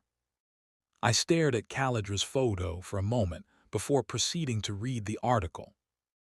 Count Calidra condemned the Empire for effectively turning the Kingdom of Eldresia into a puppet state. Throughout the press conference, he criticized the Empire's expansionist warfare and called on neighboring nations to rise against it. I let out a low sigh as I folded the newspaper. Damn it! Headquarters has approved your special promotion. Opinions were divided initially, but after your arrest of the rebels, no one dared to object. No one dared, rather no one could. Selvia, the future emperor, must have exerted some pressure behind the scenes. And considering the merits I had earned in the northern campaign, a promotion was only a matter of time. Still, I hadn't expected it to happen this quickly, leaving me somewhat dazed. "Come here, I'll pin the insignia myself." Half resigned, I stepped forward and stood before Cedric. He unfolded the flag and opened the box, pulling out the badge of a lieutenant colonel. With practiced hands, he removed the major's badge from my uniform and replaced it with the new insignia. After fastening the badge, Cedric stepped back and studied me for a moment. "Congratulations on your promotion, Lieutenant Colonel Daniel Steiner." His tone was flat, devoid of embellishments, exactly what I expected from Cedric. Maintaining a slight tension, I responded formally. "Thank you, sir. Though I'm lacking, I'll continue to devote myself to the Empire." "Lacking?" Cedric's sharp eyes blinked slowly. "You stabilized Nordia, perfectly negotiated with the kingdom, and captured the traitorous faction. How could you possibly be lacking?" He blinked again, this time even slower. "Lieutenant Colonel Daniel Steiner, on behalf of the Empire, I thank you for your service, and I'll take your words about devotion to heart." Something about that statement felt wrong. I couldn't shake the sense that I had just said something I'd regret later. Just as unease began to creep in, Lucy spoke up from her spot near the entrance. "Congratulations on your promotion, Lieutenant Colonel Steiner." Her congratulatory tone felt suspiciously like she was mocking me. Feeling dissatisfied, I turned back to Cedric. "Sir, if I may, the reason I said I was lacking is that much of my accomplishments were thanks to my adjutant." "Your adjutant?" "Yes, sir. While I won't deny that I issued the orders that stabilized Nordia, it was my adjutant who executed them swiftly and effectively, establishing the administrative systems." Cedric turned to look at Lucy, his expression mildly surprised. "Is that true?" Caught off guard, Lucy quickly bowed her head. "Deputy Chief of Staff, sir. I only followed orders. All credit belongs to Lieutenant Colonel Steiner." Lucy had been sent here as a spy to deal with internal traitors. It was clear she never intended to stay long. But what would happen if she were suddenly promoted and brought to the attention of high-ranking officials? While not as extreme as my case, leaving the Empire would become significantly more difficult for her. So naturally, she was desperate to deny any merit. But I had no reason to sympathize with her predicament. "It's true, sir. My adjutant is simply too modest to take credit for her achievements. I hope you'll acknowledge her contributions as well." Ahem. Cedric pondered for a moment before nodding. "I trust you wouldn't lie about something like this. I'll review Second Lieutenant Lucy's role in stabilizing Nordia and proceed with a special promotion review." I bowed my head deeply in gratitude. Lucy, visibly flustered, couldn't find the words to protest. Cedric gave her a meaningful look, shrugged, and then turned toward the door. "I'll take my leave. Focus on your duties." As Cedric left the office, Lucy turned to me with an expression of disbelief. "Major, no, Lieutenant Colonel. I only followed orders." She looked like she was silently pleading for me to retract what I'd said to Cedric. "Not a chance." Smiling, I walked over to her. "Lieutenant, do you know how difficult it is to carry out orders properly? Your promotion is more than justified." Her stoic mask cracked ever so slightly. It was subtle, but I could sense her frustration. "And what exactly can you do about it?" "I was just a benevolent superior taking care of my subordinate. I plan to continue praising your efforts wherever I go. It's only natural to highlight the accomplishments of someone as capable as you, isn't it?" "Lieutenant Colonel." "No need to be overwhelmed. It's simply my duty as your superior. I look forward to your continued success, soon to be First Lieutenant Lucy." Still smiling, I patted her shoulder lightly. "Let's aim for the top together." Lucy bit her lower lip, falling into deep thought. After a brief silence, she lowered her gaze and murmured quietly, "Thank you, Lieutenant Colonel." She didn't look thankful at all. Just as I had anticipated, Calidra was fanning the flames of fear regarding the Empire and urging neutral nations to join the fight. Now it was only a matter of time before the Socialist Republic of Sakialis and the Federation of Velica, both major powers, joined the war. From their perspective, they couldn't allow the Empire to become the sole hegemonic force dominating the world. In short, the possibility of a world war was looming ever closer. Could the Empire really prevail against the combined forces of the Republic, the Federation, and the allied nations if such a war erupted? Even with recent favorable developments, the odds remained slim. And if the Empire were to lose, the victors would undoubtedly hold war crimes trials and execute the military leaders at their discretion. This is why I wanted to get out of the uniform as soon as possible. Yet, before I even realized it, I had become one of the key figures in the Empire's leadership. To make matters worse, I was now being labeled as Princess Selvia's closest confidant, entangling me further in the Empire's internal politics. My chances of defecting were shrinking to the size of a needle's eye. No nation would welcome the defection of a high-ranking officer who had not only achieved military success, but also played a political role in stabilizing the empire. Even if they did accept me, it would likely be for their own ulterior motives. And it's not like my position within the empire is safe either. Regrettably, there were plenty of people within the empire who didn't view me favorably. To the established military leaders, nobles, and politicians, I was an upstart, an emerging force that had suddenly climbed the ranks. A rapidly rising figure who had even eliminated enemies using private forces. Of course, they would fear and keep a wary eye on me. I could still vividly remember the sharp glares directed at me in the Imperial Palace's Grand Hall. Not that I did anything wrong, but how many people would actually believe that?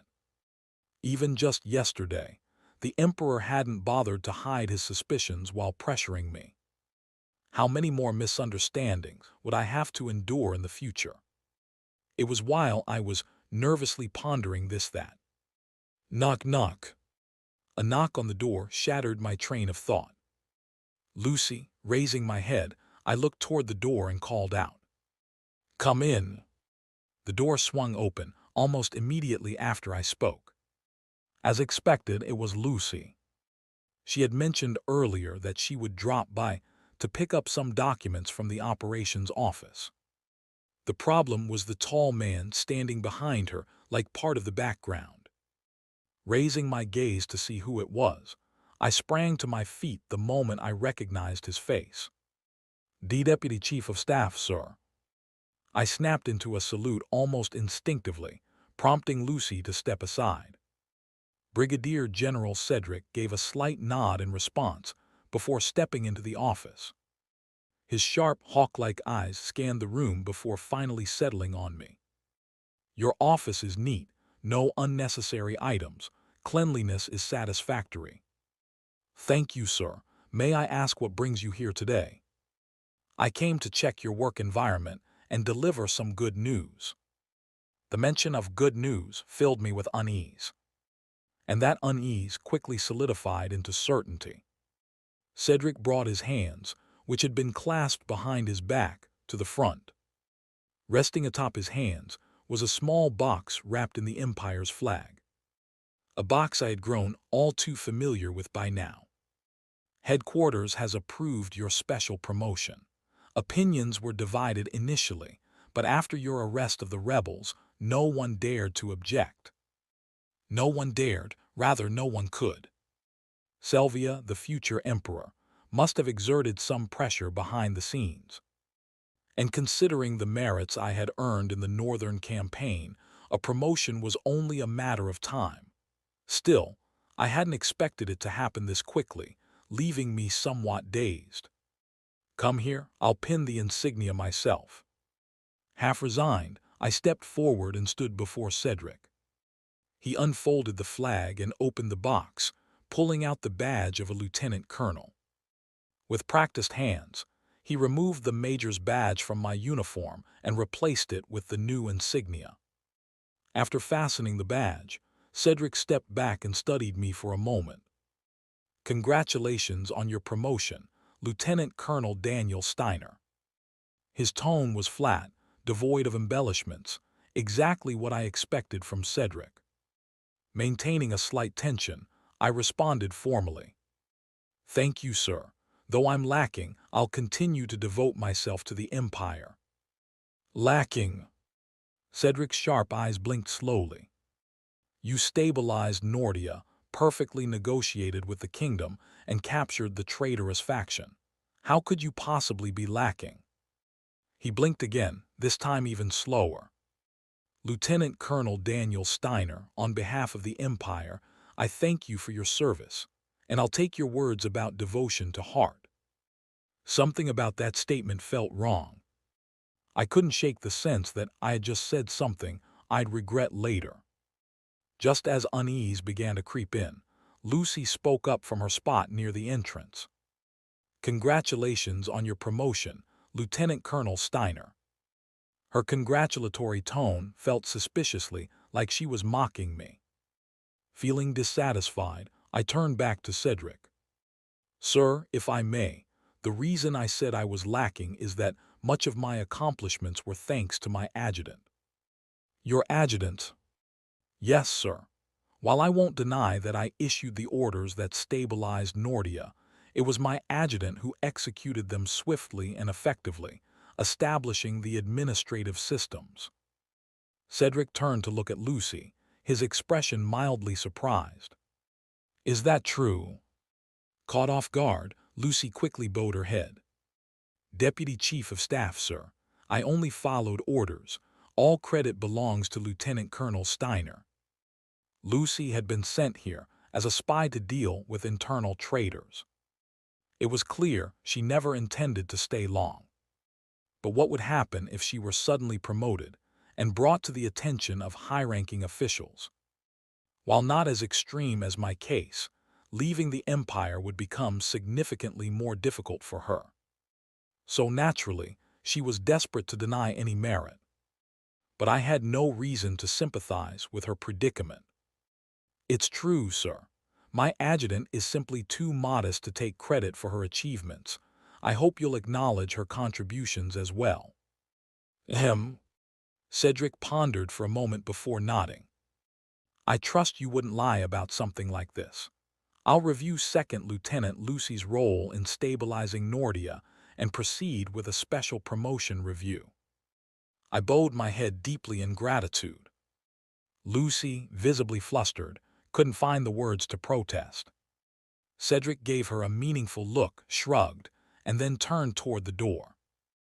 I'll take my leave. Focus on your duties. As Cedric left the office, Lucy turned to me with an expression of disbelief. Major, no, Lieutenant Colonel. I only followed orders. She looked like she was silently pleading for me to retract what I'd said to Cedric. Not a chance. Smiling, I walked over to her. Lieutenant, do you know how difficult it is to carry out orders properly? Your promotion is more than justified. Her stoic mask cracked ever so slightly. It was subtle, but I could sense her frustration. And what exactly can you do about it? I was just a benevolent superior taking care of my subordinate. I plan to continue praising your efforts wherever I go. It's only natural to highlight the accomplishments of someone as capable as you, isn't it? Lieutenant Colonel, no need to be overwhelmed. It's simply my duty as your superior. I look forward to your continued success, soon to be First Lieutenant Lucy. Still smiling, I patted her shoulder lightly. Let's aim for the top together. Lucy bit her lower lip, falling into deep thought. After a brief silence, she lowered her gaze and murmured quietly, Thank you, Lieutenant Colonel. She didn't look thankful at all. Chapter 70. 2 weeks later. Despite his promotion to Lieutenant Colonel, Daniel's duties hadn't changed much. Aside from gaining access to more classified information, his role as operations officer remained intact. For Daniel, who was wary of getting entangled in strange incidents, this was a relief. Enjoying the continuation of his peaceful routine, he resolved to keep a low profile for as long as possible. But his decision proved meaningless when a summons arrived from the Imperial Palace. To be precise, it was a message from Selvia, the heir to the throne. If you have some free time, please visit the palace. The note had been personally delivered by one of Selvia's attendants at the end of Daniel's workday. Although he found the sudden request absurd, it was clear that Selvia had something important to discuss. Daniel notified the attendant that he would visit immediately and followed her out. Outside the General Staff headquarters, Daniel saw a luxurious sedan parked and waiting. It was a royal vehicle, undoubtedly sent by Selvia, who knew Daniel couldn't refuse. Letting out a dry laugh, Daniel got into the car, which promptly set off toward the palace. Upon arrival, Daniel exited the sedan and followed the attendant into one of the palace's side wings.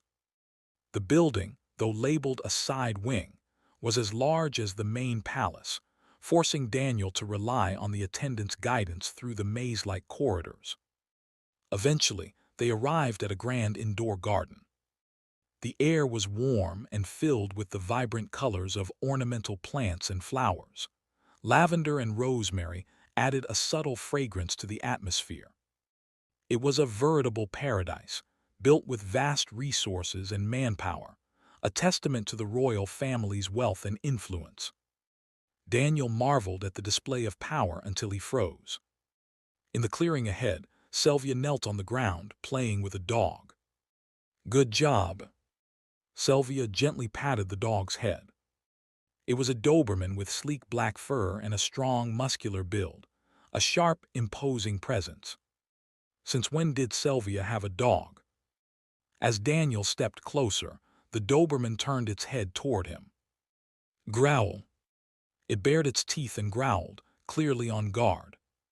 Noticing this, Sylvia glanced sideways and spotted Daniel. Smiling faintly, she stroked the Doberman's head. "Don't be alarmed, he's a friend." Amazingly, the Doberman stopped growling as if it had understood her words. Intrigued, Daniel finally spoke up. "He's remarkably well trained. Dobermans are a loyal breed. They're intelligent, agile, and good-looking, which is why they're so popular lately. That's why I decided to get one myself." Sylvia pinched the Doberman's cheek lightly, laughing softly. "I don't think he minds living in the palace. He has plenty to eat and is pampered by the maids every day. On top of that, his owner is the next emperor of the empire. It's safe to say he's living a life of luxury." Releasing the dog's cheek, Sylvia rose to her feet and turned gracefully. That's when Daniel noticed it, the crimson cloak draped over her left shoulder. Embroidered with a golden eagle, it radiated authority and elegance, clearly made of the finest materials. It was a ceremonial mantle, a symbol of power reserved for the heir to the throne. As if aware of his gaze, Sylvia narrowed her eyes slightly. "What do you think, Lieutenant Colonel Daniel?" "About what exactly?" "About whether this Doberman is satisfied with his current position." Daniel had the distinct impression that her question was less about the dog and more about himself. Like father, like daughter. Sylvia's demeanor reminded him of the emperor, leaving him uneasy.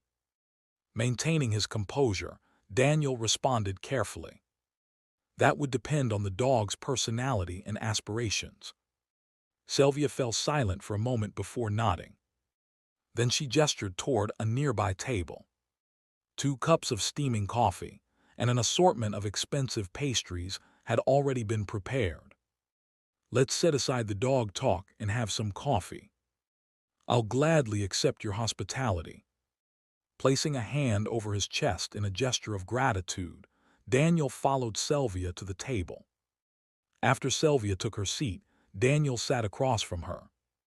Feeling the need to appear composed, he straightened his uniform before glancing at Sylvia's face. "She's wearing makeup." It was so subtle that it was almost unnoticeable, but Daniel caught the slight difference. "Well, considering she's about to begin acting as regent, she'll need to maintain a public presence." A light touch of makeup seemed appropriate for her new role. However, the real reason Sylvia had taken the time to prepare herself had nothing to do with public appearances. While pretending to savor the aroma of her coffee, Sylvia discreetly studied Daniel's face, feeling slightly annoyed. "I went out of my way to dress up today." She had even asked the head maid to apply makeup popular with men, and accessorized with earrings that accentuated her features without being overly flashy. Yet Daniel didn't seem to notice at all. Well, not that it mattered. This meeting wasn't about winning his affection. Setting down her cup, Sylvia spoke. "Lieutenant Colonel Daniel, do you follow international affairs closely?" Daniel mirrored her actions, setting his cup down as well. "Given my profession, I always stay informed." "Then you must be aware that the Republic and the Federation have joined the Allied Nations, in denouncing the empire. Yes, unfortunately. Ever since Count Caligula had publicly called for nations to rise against the empire 2 weeks ago, the international community had steadily turned its back on them. It was inevitable. No country wanted to see the rise of a hegemonic power that could overshadow them. And with the empire still at war, its potential dominance only fueled fears of becoming the next target should the allied nations fall. Fear breeds war. The major powers had no choice but to arm themselves and strike before the empire grew any stronger. The empire won't be able to avoid a world war. By now, the military, ministers, and bureaucrats in the palace must have sensed the shifting tides. Even ordinary citizens of the capital had likely begun to realize, through the news, that the empire was slowly becoming isolated. Many were probably still in shock at the prospect of facing the entire world in battle. But Selvia, as the empire's heir, remained calm amid the turbulence. Thanks to Daniel, she had been prepared for this outcome in advance. In that case, Selvia's gaze sharpened as she fixed her eyes on Daniel.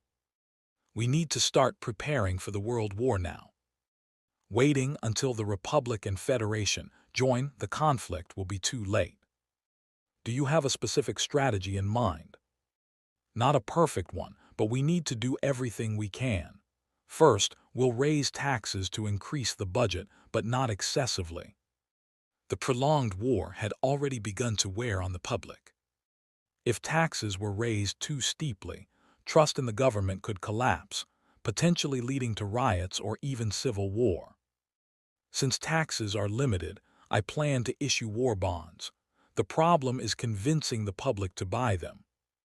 Many citizens don't want the war to drag on any longer. Exactly. That's why we need to pair the bond issuance with a powerful speech explaining why the war must continue. What do you think? Daniel nodded without hesitation. It's a solid plan.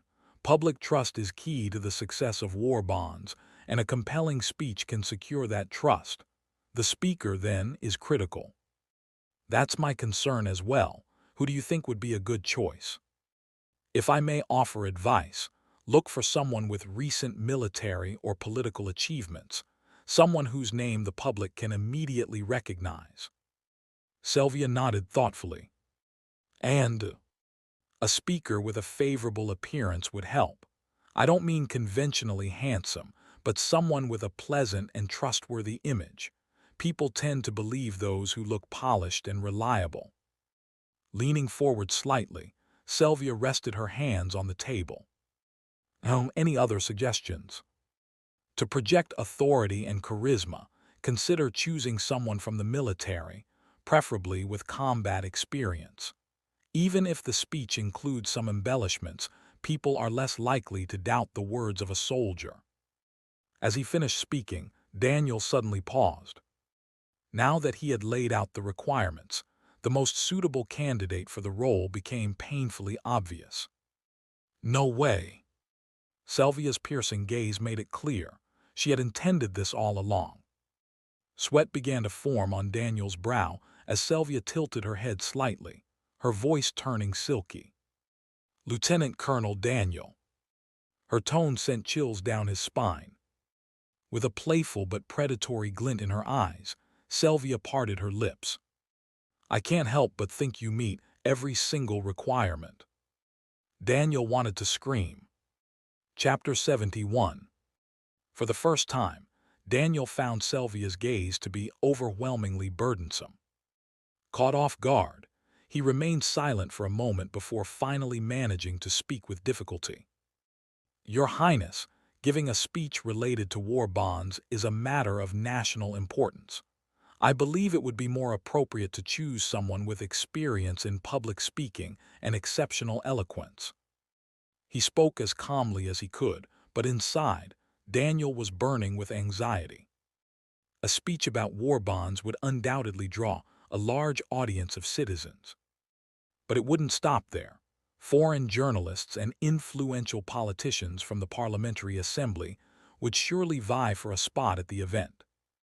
And if that weren't enough, the speech would likely be broadcast across the empire via radio, ensuring that the voice of the speaker and their identity would reach every corner of the nation and even foreign lands. For Daniel, who had no desire to become more famous than he already was, this was nothing short of a nightmare. I have to convince Sylvia to change her mind. Swallowing dryly, Daniel forced a strained smile. Additionally, as an operations officer with the General Staff, I have numerous responsibilities. As you're aware, the workload at headquarters is immense. If I were to divert my focus to preparing a speech, my colleagues would have to bear the brunt of that burden. I can't in good conscience impose such a hardship on them. Leaning back slightly, Sylvia regarded Daniel with a skeptical expression. You're concerned about inconveniencing your colleagues. While I appreciate your consideration, there's something I don't quite understand. What is it that you don't understand, Your Highness? It's a simple question. Why would Lieutenant Colonel Daniel prioritize the General Staff over the request of the future ruler of the Empire? Her tone was gentle, but to Daniel, it felt like a veiled threat. Would you comply only if I gave you a direct order rather than a request? It wasn't just veiled, it was a direct threat. As expected of someone with the blood of a ruler, even her casual words carried an innate pressure that Daniel couldn't ignore. Realizing he could no longer refuse, Daniel inclined his head slightly. I misspoke, Your Highness. I momentarily forgot that the struggles of my colleagues at the General Staff pale in comparison to the burdens borne by the Crown Princess as she charts the course of our nation. Sylvia's expression softened into a satisfied smile. Then I'll take that as your agreement. Someone from the Ministry of Propaganda will brief you on the schedule and details of the speech, so pay close attention. Oh, and don't worry about your responsibilities at the General Staff. I'll personally ensure that no disruptions occur. For now, focus solely on preparing your speech. Sylvia spoke so naturally, as if everything had already been planned in advance, that Daniel was left with no doubt. She intended to make me the speaker from the very beginning. From the moment he stepped into the garden, everything had been decided. Realizing he had been outmaneuvered, Daniel let out a quiet laugh and looked at Sylvia. Your Highness, may I ask you one thing if it's not too presumptuous? Normally, I don't entertain questions, but I'll make an exception for you, Lieutenant Colonel. What is it? I'm simply curious why you summoned me personally. You could have sent someone with a direct order, and I wouldn't have been able to refuse. It was a sharp observation. No matter how renowned Daniel was as a war hero, he was still just a lieutenant colonel. There was no way he could disobey a command from the Crown Princess. So why had she gone out of her way to meet with him in person? Sylvia found the question mildly irritating. Is he truly this oblivious, or is he pretending to be? She had saved Daniel's life twice. The first time wasn't particularly dangerous, but that hardly mattered. What mattered was that Daniel had risked his life to save hers. More recently, Daniel had personally led the effort to dismantle the prince's secret organization, securing her position. Through it all, Sylvia had developed an inevitable affection for him. And yet how did Daniel treat her? Always stiff and formal, as if she were just another superior officer. Could it be he doesn't realize I'm fond of him? Frustrated, Sylvia let out a quiet sigh, fixing her gaze on him. Why don't you take your time and figure out the reason for yourself? Rising gracefully from her seat, Sylvia appeared ready to leave. But just as she began to walk away, she turned back as if she'd remembered something. Lieutenant Colonel Daniel, if your speech goes well, I hope we can meet more often in the future.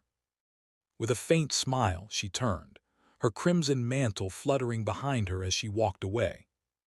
Left staring after her, Daniel's expression grew serious as he rubbed his chin. What does she mean by that? Is she planning to use me as her spokesperson? He couldn't have been more wrong. The Crown Princess's request, being a regent in all but name, carried the same weight as an imperial order. Since Emperor Bertram had the final say on all decisions Sylvia made, Daniel had no choice but to fully comply with her request to prepare a speech. For an entire week, Daniel worked closely with Hans, the public relations officer from the Ministry of Propaganda. Even on the day of the speech, Daniel and Hans were reviewing the final details backstage at the outdoor amphitheater. As I've emphasized repeatedly, we mustn't provoke the anti-war faction. The public's fatigue with the prolonged war has reached its peak. Is it that bad? Yes, here are the latest statistics. Please take a look, Lieutenant Colonel. Hans pulled a folder from the stack of documents he was carrying and handed it to Daniel. Opening it, Daniel scanned the survey results. Public opinion survey on the war. Sample group, citizens from major imperial cities, 1,000 people per city. Respondents, approximately 18,000 people. Question, what are your thoughts on the ongoing war? Frequency analysis. Continue the war, 8,208 people, 45.6%. End the war, 8,298 people, 46.1%. Unsure no response, 1,494 people, 8.3%. As Hans had said, for the first time, the anti-war faction had overtaken those in favor of continuing the war. As you can see, the anti-war faction has gained the upper hand. While some among them may have been influenced by Allied spies, such a high percentage reflects the genuine sentiment of the public. With a ratio like this, dismissing the anti-war faction as mere foreign agitators would be impossible. Nodding in acknowledgement, Daniel watched as Hans checked his wristwatch before handing over another document. This one contained the finalized speech. That's why we need to explain why the war must continue without provoking the anti-war faction. Please keep that in mind, Lieutenant Colonel. Understood, then. Daniel glanced at his watch as well before turning toward the stage. It seems it's time for me to give the speech. Hans nodded. The Ministry of Propaganda places its full trust in you, Lieutenant Colonel Steiner. With a brief nod in response, Daniel made his way toward the stage. As he ascended the steps and appeared on stage, spotlights lit up, and the crowd erupted in deafening cheers. The sheer volume of the applause momentarily stunned Daniel as he glanced at the packed audience. This is absurd. The amphitheater, with a capacity of 10,000, was completely full. The Ministry of Propaganda had spent the past week heavily promoting Daniel Steiner's speech as a key moment delivered by a war hero. Though the pressure of such a grand stage weighed heavily on him, Daniel knew he had no choice but to carry out the order. Walking to the podium amid the thunderous cheers, he tapped the microphone, letting the sound echo through the speakers. The crowd quickly quieted. Offering a brief smile to the audience, Daniel unfolded the speech Hans had given him. Having already read it several times, the contents were familiar to him. Taking a deep breath, he began. Respected citizens, I am Lieutenant Colonel Daniel Steiner of the General Staff. A small cheer erupted from the front rows. Pausing until the noise subsided, Daniel continued. Before I begin, let me make my stance clear to avoid any unnecessary confusion. I, Daniel Steiner, do not.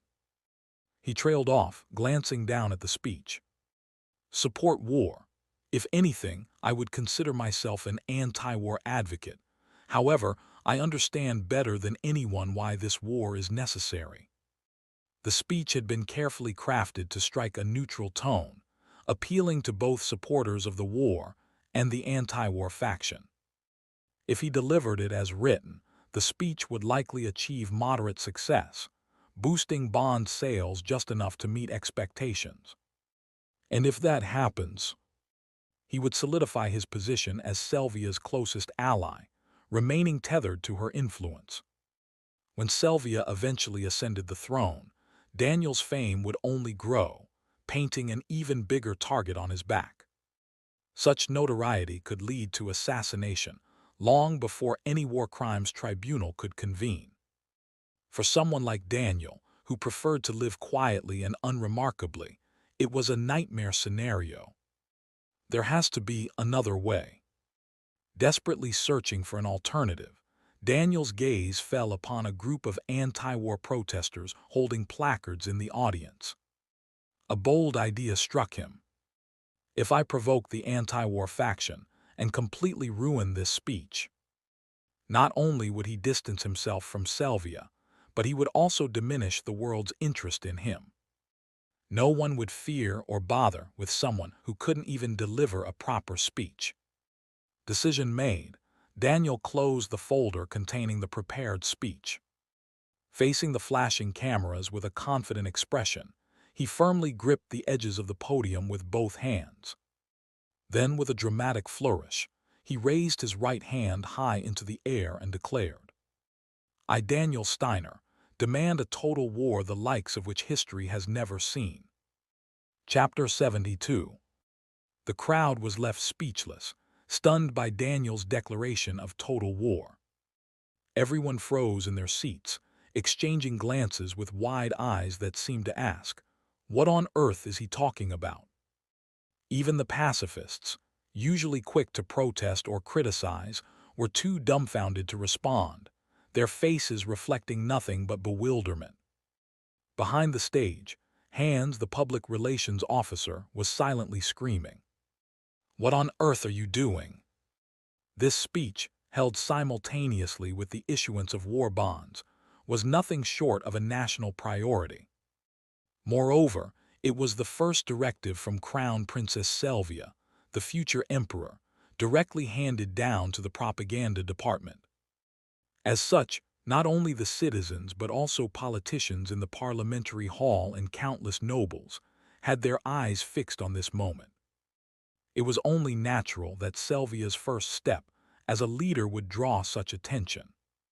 Which means, if Daniel botched this speech under such intense scrutiny, the propaganda department would also bear the brunt of Selvia's wrath. In the worst-case scenario, Hans might even be dismissed from his post. He urgently turned to his subordinate. "Hey, contact the broadcasting director immediately. Stop the radio transmission." "Why, yes, sir." If Daniel's speech declaring total war spread across the empire, there would be no way for the propaganda department to defend itself from the fallout. Hans aimed to mitigate the damage by at least halting the radio broadcast.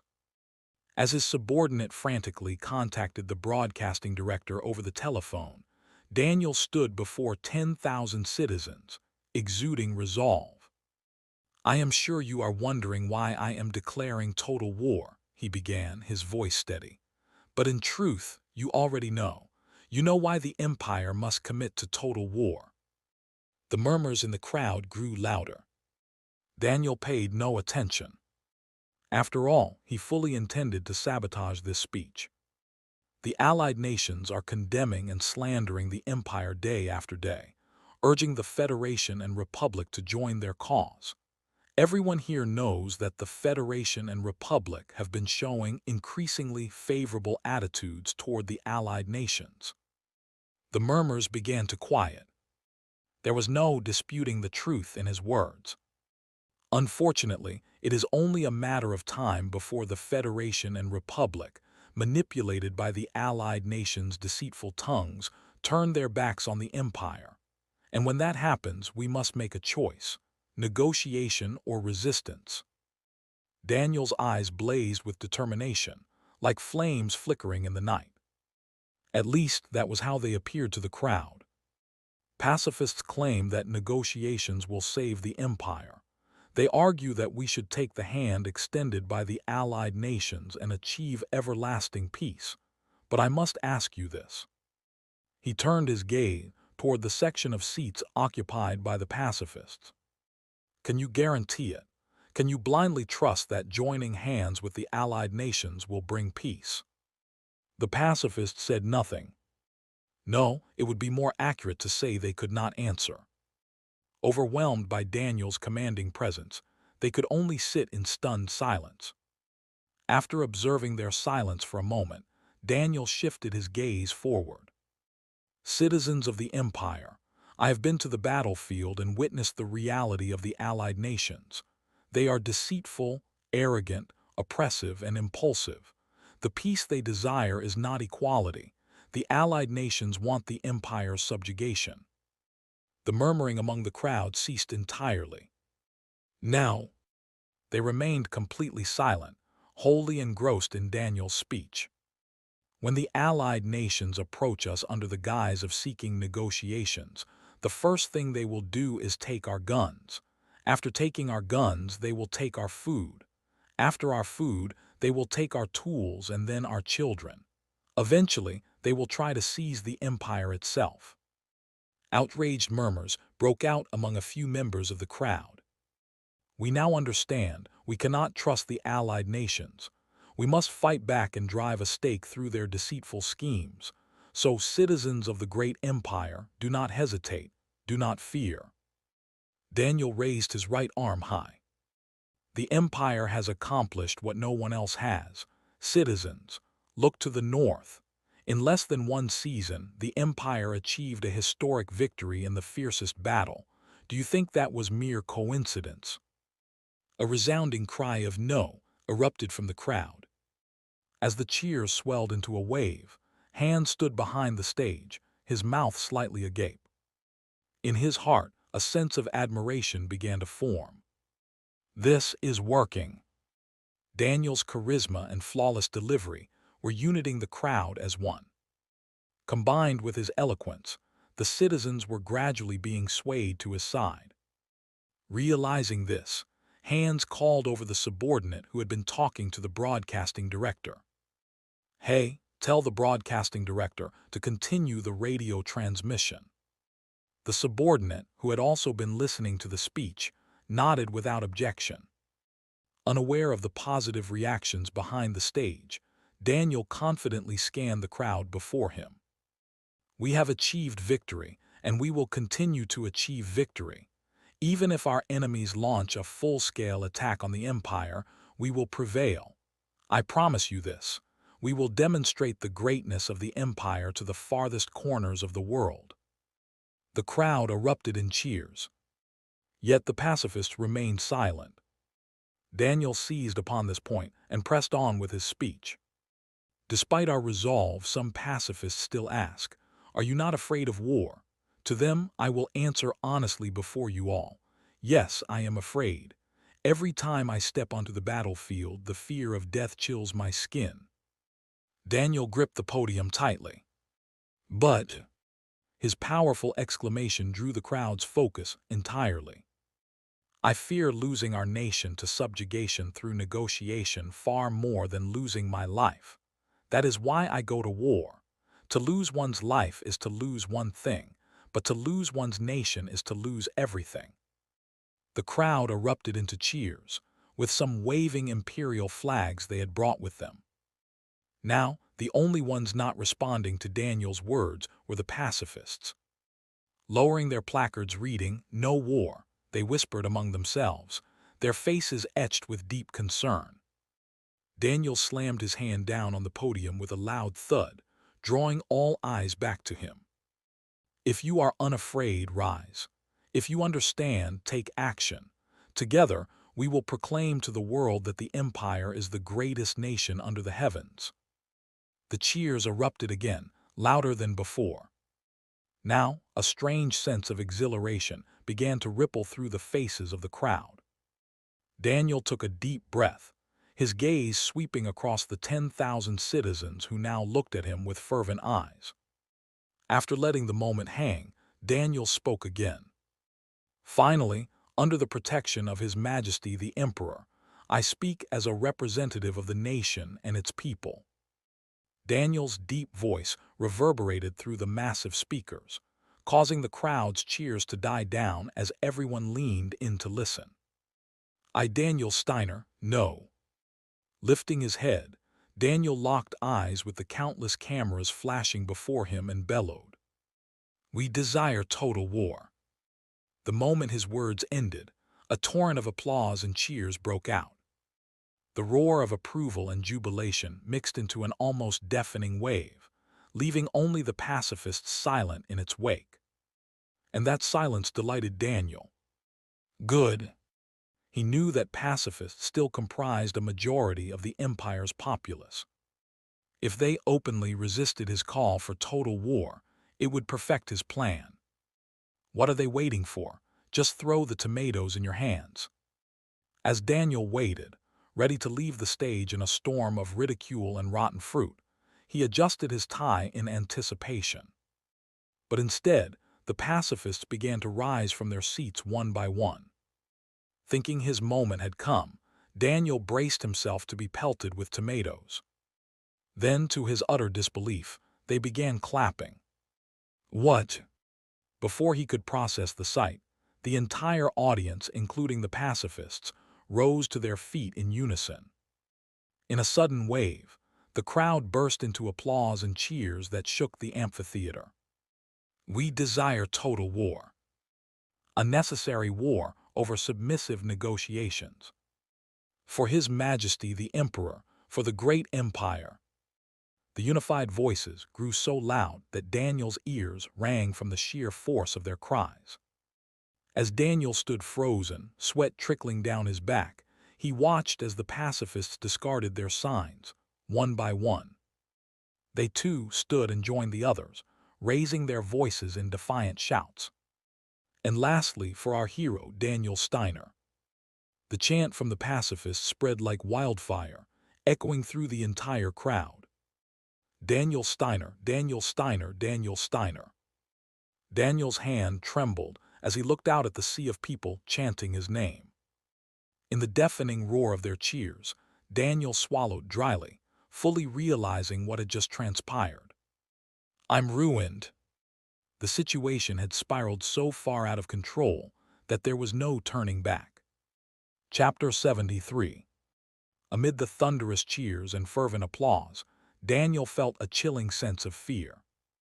This speech was supposed to provoke the pacifists. Yet, when he came to his senses, he realized he had somehow swayed them into becoming advocates for war. Of course, not all pacifists had been persuaded by the speech's content. A few had merely been swept up in the fervor, now glaring at Daniel with clear discontent. The problem, however, was that these dissenters were so few that they could only be described as a minority. As Daniel mentally replayed his speech, trying to pinpoint where it all went wrong, he let out a quiet groan. Damn it, I got too caught up in playing the war fanatic. The issue was that, as the crowd's cheers grew louder during his speech, he'd unconsciously gotten carried away. Another critical mistake was his blind trust in the statistical data.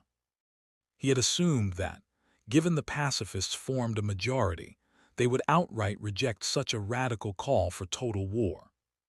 But instead, they had not only refrained from opposing him, but had gone so far as to discard their anti-war placards and rise in unison. And now, this was the scene before Daniel's eyes. Daniel Steiner, Daniel Steiner, Daniel Steiner. 10,000 citizens, standing together, chanting his name, a sight so surreal it seemed almost fictional. But it was.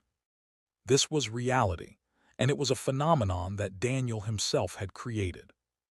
Unable to deny this, Daniel gritted his teeth and gripped the podium tightly, holding on as the crowd showered him with adulation.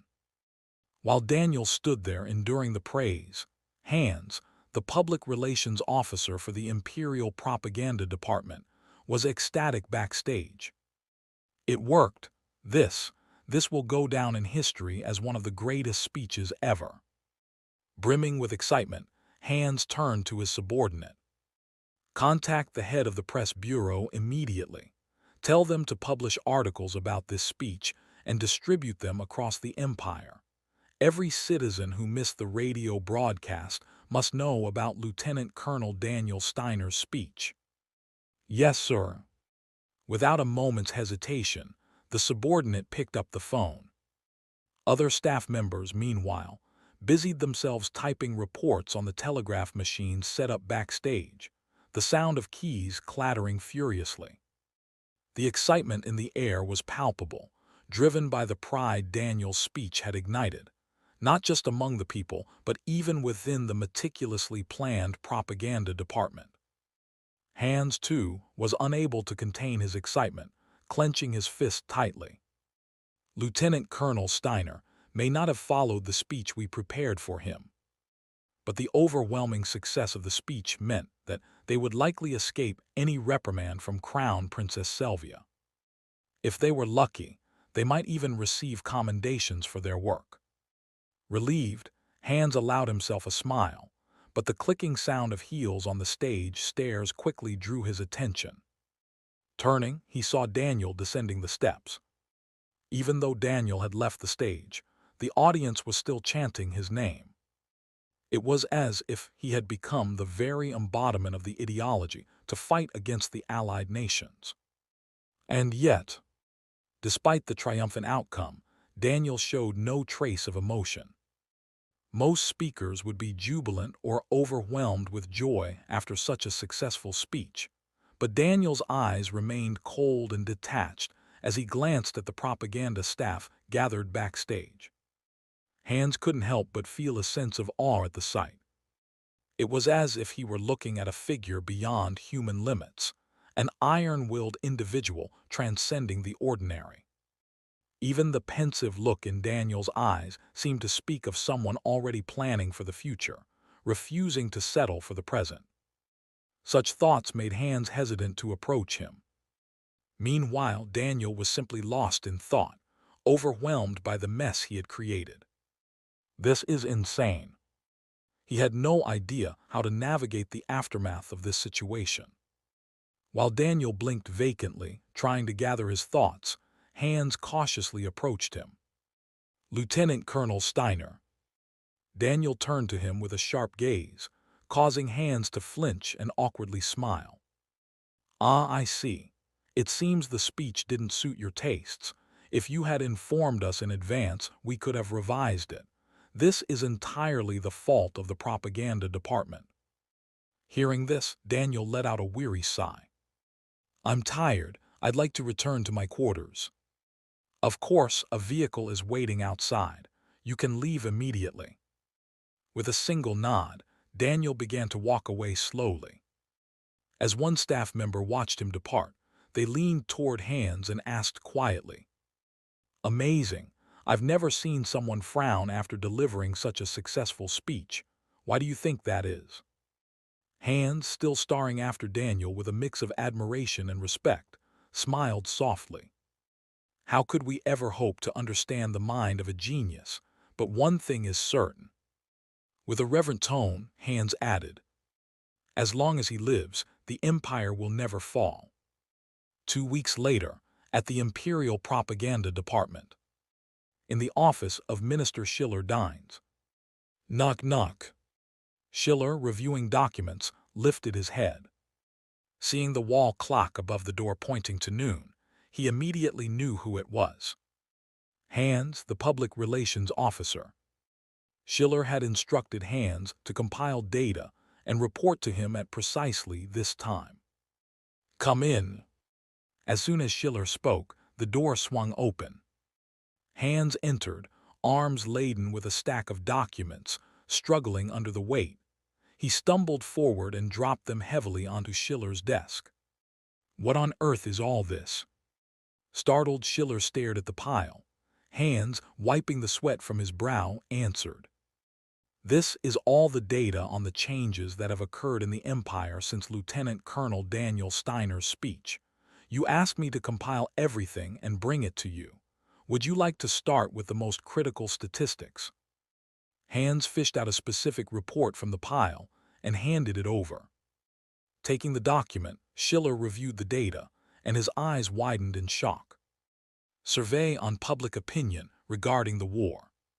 Sample group, 1,000 citizens from major imperial cities. Respondents, approximately 18,000. Question: what are your thoughts on the current war being conducted by the Empire? Frequency analysis. The war must continue. 14,166 respondents, 78.7%. The war must stop. 2,376 respondents, 13.2%. Unsure no response. 1,458 respondents, 8.1%. More than half of the pacifists had shifted their stance to support the war. Now, those advocating for peace were an insignificant minority. In just 2 weeks, this monumental shift had occurred within 2 weeks of Daniel Steiner's speech. Stunned, Schiller looked up. Is this for real? So many people have changed their stance. Yes, those inspired by Lieutenant Colonel Steiner's Total War speech are altering their views. Even now, the percentage supporting the war continues to rise. Furthermore, Hans pulled out several more documents and handed them to Schiller. As you'll see in these papers, the number of military recruits has exploded since his speech. Training camps can't accommodate the influx, and enlistment dates are being delayed as far as 2 years from now. Good heavens! On top of that, munitions production has surged. If the current trend continues, output this month is projected to be 43% higher than last month. Schiller blinked in disbelief and asked, "Munitions production, how is that possible?" Factory workers have volunteered for overtime, even when told there's no budget to pay them extra. It's a miracle fueled by patriotism. Additionally, corporate sponsorship for the munitions industry has flooded in. Hans handed over yet another document. With the funds now secured, we can construct at least 2 more large-scale munitions factories. This will prevent any shortages of essential military supplies for the influx of new recruits. What about war bonds? How are they selling? War bonds are. Hans hesitated briefly before bursting with excitement. They're selling extraordinarily well, not just among civilians, but corporations are buying them too.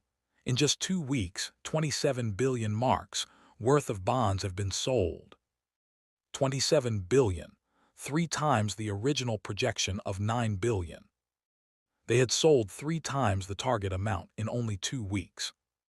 This incredible success, all of it stemming from a single speech by Daniel Steiner. Schiller sat dazed for a moment before letting out a hollow laugh. Perhaps we are standing at a historic crossroads. Since Daniel's Total War speech, the empire had been roaring to life. It was as if the nation were breaking out of its shell, ready to spread its wings and take flight. Amid the mountains of data, Schiller could see it. The vision of the empire, once again becoming a great nation. Feeling the flame of hope ignite within him, Schiller clenched his fist tightly. Indeed, if it's Daniel Steiner, he might just create it. A new era. An everlasting, glorious empire. Chapter 74. The entire empire was enthralled by Daniel Steiner's Total War speech, but the man himself felt nothing short of despair. In the staff headquarters lounge, Daniel stood by the window, a paper cup of coffee in hand, staring outside. Beyond the entrance to the headquarters, he could see citizens holding up signs. The slogans read, "We want total war," or "The hero of the empire, Daniel Steiner." They were citizens who had been so moved by the speech they heard on the radio that they came in person, hoping to catch a glimpse of him. Among the crowd were journalists with cameras, which prompted a weary sigh from Daniel. There goes any chance of leaving early today. The moment he stepped out of the building, he would be bombarded with unwanted adoration and endless questions. And this wasn't just a prediction, it was based on prior experience. Just a few days ago, he had tried to ignore the crowd and leave quietly, only for chaos to erupt. He was surrounded by a throng of people who had gathered upon hearing the commotion, and spent nearly 2 hours enduring relentless questioning. Even now, the memory of that ordeal sent a shiver down his spine. I understand why idols hate stalker fans. Daniel took a sip of his coffee with a grim look, pondering how to handle the situation going forward. It was then that a familiar voice called out from behind him. "Well, well, look who it is." Turning his head slightly, Daniel saw Colonel Ernst, the chief of operations. Smiling warmly, Ernst approached him. "Isn't this our hero, Daniel Steiner? I was starting to worry since you've been holed up in your office every day lately, but seeing you now." Ernst paused mid-sentence, noticing the dark circles under Daniel's eyes. "You don't look well. Have you been losing sleep?" "I've had a lot on my mind." "What kind of worries?" "From where I'm standing, it looks like you've got a clear road ahead. Even the top brass are singing praises about your total war speech." Little did Ernst know that this was one of Daniel's many worries. The speech's impact had far exceeded his expectations. It wasn't just about the Empire's citizens cheering. The speech had sparked positive ripple effects across various sectors of society. Even foreign correspondents were reporting on it daily, much to Daniel's chagrin. If the difficulty of defecting before the speech had been like threading a needle, it was now akin to breaking through a concrete wall. In short, it had become nearly impossible. Which leaves me with two choices. Either make the Empire a hegemonic power, or find a reliable broker to forge a new identity and flee abroad. But neither option seemed feasible. While the speech had accelerated preparations for a world war, the Empire faced three formidable enemies, great powers forming a geographic encirclement. The Empire would have to wage war under the severely disadvantageous condition of defending three fronts simultaneously. Unless the Empire, miraculously, achieves a series of victories, the outcome would remain the same: defeat, leaving the Empire branded as a war criminal state. As for fleeing abroad with a forged identity, that was an even more far-fetched notion. As long as both the Empire and the Allied nations know I'm alive, they'll hunt me down. Unless he could convincingly fake his death, escape was virtually impossible. Is there no way out of this mess? Lost in thought about escaping a bleak future, Daniel shook his head, realizing it was inappropriate to drift off in front of his superior. "As you said, Colonel, the road ahead seems clear. However, I can't help but feel that the bridge supporting that road was built with shoddy construction, making it precarious." Ernst hesitated at Daniel's words. Shoddy construction. Is he implying the Empire's leadership is incompetent? Sweating nervously, Ernst cautiously probed further. "Are you planning to identify and eliminate the cause of this shoddy construction?" To Daniel, Ernst's words oddly sounded like, "Are you considering other ways to escape the Empire?" Ernst probably thinks I'm just uneasy about my rapid rise, but... Finding the conversation strangely resonant, Daniel let out a low chuckle. "Yes, if possible, I intend to remove it." Ernst's shoulders stiffened. Not only was Daniel casually criticizing the incompetence of the Empire's leadership, but he was also openly discussing taking steps to remove it. This isn't just a joke. Daniel might actually go through with it. Swallowing nervously, Ernst spoke in a timid voice. "Lieutenant Colonel Steiner, do you consider me to be incompetent?" What was he talking about now? Blinking in confusion, Daniel turned to look at Ernst before shaking his head. "No, Colonel, you're not incompetent." Relieved, Ernst let out a low sigh. "Thank you. I'll do my best to ensure I never become so." Finding Ernst's response odd, Daniel simply nodded. There was no need to disagree with a superior who was pledging to do their best. Meanwhile, in the grand dining hall of the Imperial Palace, the unnecessarily vast and opulent dining room was lined with maids standing at attention along the walls. Emperor Bertram, seated at the head of the long table, paid no attention to them as he dined with his daughter and wife. "Sylvia, it seems your decision was the right one," Bertram remarked, his deep voice resonating as he cut into his meat. Appointing Daniel as the speaker was an excellent choice. Thanks to him, the empire is more united than ever, to the point where I don't even need to intervene. A smile crept across Sylvia's lips at her father's praise.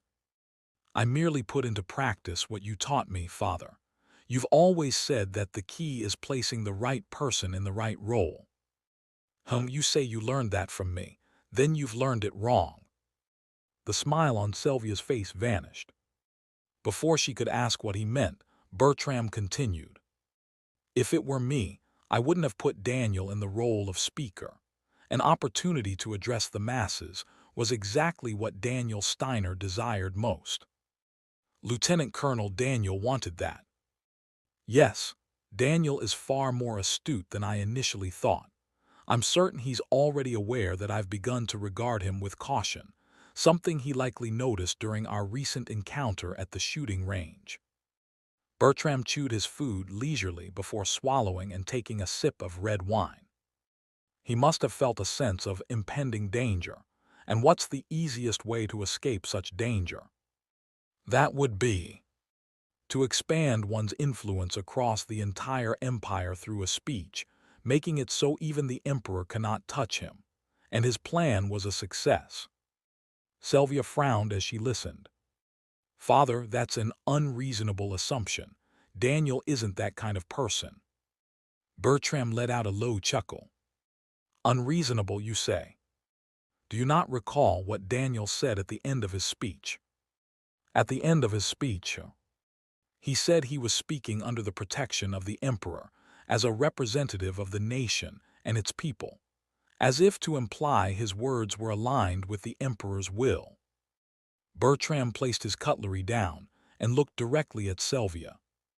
"Sylvia, was Daniel's speech truly the will of the emperor? Tell me, did you command Daniel to deliver such a radical total war speech?" Sylvia remained silent. She had not instructed Daniel or the propaganda department to make such an extreme speech. The results were successful, and she had pushed the matter aside, but the truth remained. Daniel had disregarded the prepared script and delivered his own speech. It was borderline insubordination. Daniel disobeyed orders, yet you cannot punish him, can you? Because his speech has brought favorable winds across the empire. If you were to punish him in this situation, you would turn the people against you." Bertram raised a handkerchief to wipe his mouth. "Sylvia, you are still young, politically immature. You believe you are using Daniel, but in truth he is using you." Sylvia clenched her fists under the table, her voice strained as she spoke. "When I proposed the idea to Daniel, he declined. I was the one who insisted, and yet you say I'm the one being used." Bertram chuckled softly after finishing his meal. "The wiser a person is, the less they reveal their true intentions. Why do you think Daniel declined your proposal? Was it because he truly didn't want the role? No, he knew you would insist regardless." "And why did he decline, knowing you would insist?" "It was to leave himself an escape route. If things went terribly wrong, he could say, 'I never wanted this, but Her Highness insisted,' and absolve himself of responsibility." Bertram folded his handkerchief and placed it neatly on the table. "Sylvia, your decision has undoubtedly strengthened the empire, but at the same time, you've empowered a wolf named Daniel Steiner who threatens the authority of the imperial family. Do you understand what that means?" Sylvia remained silent, her face tense. Bertram narrowed his eyes sharply. "It means that Wolf may one day tear out your throat. Remember this, Daniel Steiner is an unparalleled asset to the empire, but—" The atmosphere in the room grew heavy, silence lingering as Bertram paused. He finally spoke with weighty sincerity. "He is also a dangerous double-edged sword." Chapter 75. Permanent Member State of the United Nations, Adria. Office of Count Kalandra. Ahem. Seated at his desk, Count Kalandra furrowed his brows as he read through the report in front of him. Before him stood Beck, the Deputy Director of the Central Intelligence Bureau, holding a rigid posture in a tense atmosphere. The uncertainty of how Kalandra would react to the report kept Beck on edge. The ticking of the wall clock echoed, unusually loudly in the silence. After meticulously reviewing the report, Kalandra closed his eyes and spoke.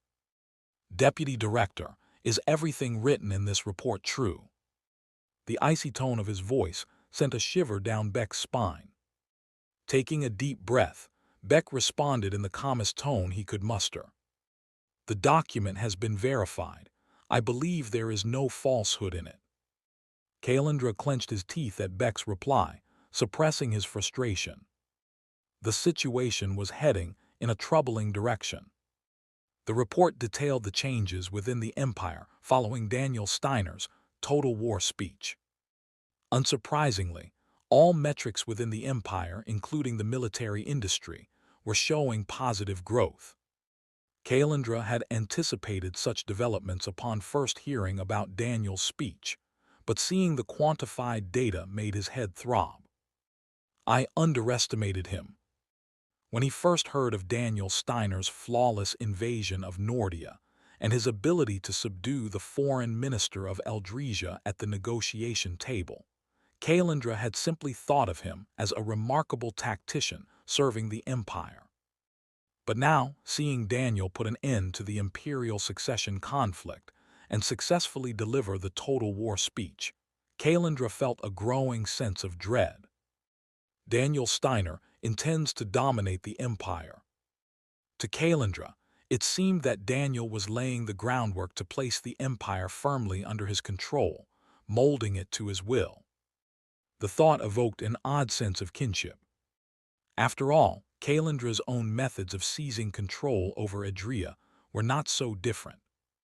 But, unlike Kalandra, Daniel had no wealth or backing.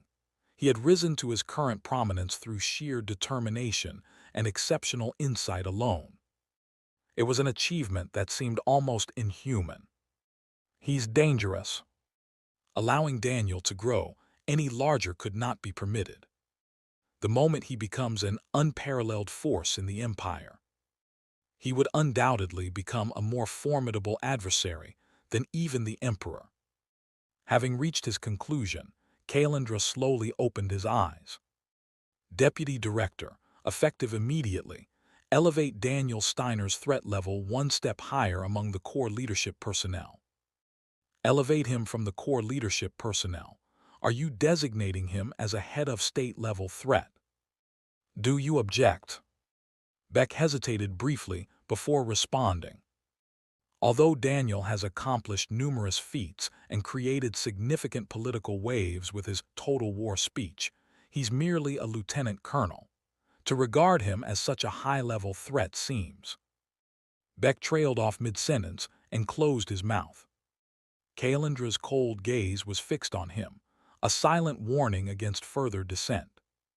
Realizing he had overstepped, Beck quickly lowered his head. I will convey your instructions to the Central Intelligence Bureau and all government departments, Count. Kalandra, narrowing his eyes at Beck, suppressed his anger and spoke quietly. And pass a message to Lucy, who is embedded as Daniel Steiner's adjutant. Sweating profusely, Beck cautiously raised his gaze. What should I tell her? Kalandra, pausing deliberately, placed his forearms on the desk. Moving slowly, as if ensnared in a web, he interlocked his fingers and opened his mouth. Tell her the time has come to make a decision. Late evening. As the workday came to an end, Daniel stepped out of the General Staff headquarters and savored the crisp evening breeze. Having spent the entire day in his office to avoid unnecessary encounters, stepping outside gave him a liberating sense of relief. So refreshing, he said with a satisfied smile. Beside him, Lucy exhaled softly, her breath forming faint, icy wisps that quickly dissolved into the cold air. Refreshing, it feels a bit chilly, doesn't it? Now that you mention it, it does feel cold. Well, winter is on its way. Winter! Lucy glanced at the trees, surrounding the General Staff headquarters with her crimson eyes, and nodded slightly. The branches, now bare and stripped of leaves, revealed the season's advance. As you said, winter is coming, Lieutenant Colonel. It felt like only yesterday that she had joined Daniel Steiner as his adjutant, some time before spring had passed. Before she realized it, 2 seasons had already gone by. As Lucy pondered how quickly time was flying, Daniel spoke casually. Winter also comes with desserts you can only enjoy during the season. Speaking of which, I heard the Golden Rose Bakery is selling Stollen as a Christmas special. Is Stollen? Lucy blinked, intrigued by the unfamiliar dessert. Seeing her curiosity, Daniel decided it was the perfect opportunity to expand her culinary knowledge. With a hint of pride, he began his explanation. It's a sweet and delicious bread coated in sugar. The sugar-covered exterior resembles a snowy field, enhancing its flavor and... Daniel's fluent description suddenly faltered. He noticed the curiosity and faint excitement in Lucy's eyes as she listened attentively. After a brief moment of contemplation, Daniel cleared his throat and said, "If you're free on Christmas, we could go together. That is, if you want to." "If the Lieutenant Colonel suggests it, I won't refuse," Lucy replied in her usual neutral tone. Daniel paused, momentarily speechless. She was staring at me like she really wanted to try it. Despite her calm demeanor, Daniel felt an urge to tease her. However, he decided against it. Considering she might still be annoyed about her recent special promotion, I should let it go this time. Previously, Daniel had advocated for Lucy's exceptional competence to Cedric, the Deputy Chief of Operations, successfully prompting a special promotion review for her. While Lucy had likely been frustrated by the event, Daniel decided that provoking her further might only escalate her hypothetical assassination counter. Glancing at his watch, Daniel turned to Lucy. "It's getting late, you should head home." "What about you, Lieutenant Colonel? As you know, I'm quite the public figure." Daniel gestured toward the entrance of the headquarters, where a small group of people lingered despite the late hour, holding placards that read, "War Hero Daniel Steiner." Not wanting Lucy to get caught up with his admirers, Daniel offered her a chance to leave unnoticed. Understanding his intent, Lucy hesitated for a moment before nodding. "Understood, I'll see you tomorrow." After bidding him farewell, Lucy adjusted her grip on her briefcase and walked away. As she passed the entrance, the gathered admirers glanced at her but didn't approach. Though she wasn't as famous as Daniel, her naturally cold demeanor made people reluctant to engage with her. Thanks to this, Lucy left the headquarters without incident and headed toward a nearby bakery. She planned to pick up a croissant or baguette before returning to her quarters. Or maybe, perhaps she would try something new today. Lost in thought, Lucy turned onto the main street and noticed a clown performing for a crowd. "Ladies and gentlemen, at 10 o'clock tonight at the Barenfalt Theater, prepare to witness a whole new world. Are you seeking inner reflection? Or perhaps a fantasy unlike anything you've ever seen? Whatever you imagine, we can surpass it." The man in clown makeup handed out flyers with a wide smile, his voice booming to draw attention. Watching a few curious passers-by gather around, Lucy shook her head. She disliked such loud, attention-grabbing tactics. As she prepared to walk past, the clown approached her, holding out a flyer. "Hey there, beautiful officer. Why not grace our theater with your presence tonight? We're offering military discounts so you can come at a great price." "Thank you, but I'll have to decline. Lucy's polite refusal trailed off as her eyes caught a faint bump on the upper right corner of the flyer. Encrypted Braille. It was one of the methods used by the Allied nations to deliver orders to spies operating within enemy territories. "Come on, I'm sure you'll enjoy it," the clown whispered, lowering his voice as he pressed the flyer closer to her. After a brief pause, Lucy nodded and accepted the flyer. The clown laughed and moved on to the next passerby. Once the clown had drawn attention elsewhere, Lucy ran her fingers over the braille. Slowly, she began to read the encoded message. Daniel Steiner's threat level has been elevated to that of a head of state-level risk. Therefore, before he causes further harm to the Allied nations. Lucy's crimson eyes quivered as she read the directive. Swallowing hard, she ran her fingers over the braille again to confirm its contents. The message remained the same. Standing frozen, Lucy read the final line of the directive. Eliminate Daniel Steiner immediately. No matter how many times she checked, the order was unmistakable. Chapter 76. The next morning. Arriving at the General Staff headquarters, Lucy paused with her hand on the doorknob of Daniel Steiner's private office. It was supposed to be an ordinary workday, but since receiving the order to eliminate Daniel Steiner, everything felt strangely alien. Lucy, gripping the doorknob unnecessarily long, finally took a deep breath and opened the door. Inside, Daniel was seated at his desk, reading a newspaper. It was a sight as ordinary as ever. "Oh, Noticing Lucy's arrival, Daniel folded the newspaper. "You're here. You're later than usual today." "Apologies, I couldn't sleep well last night." "No need to apologize. As long as you're not late, it's fine." Daniel folded the newspaper again and placed it on the edge of the desk before opening a drawer.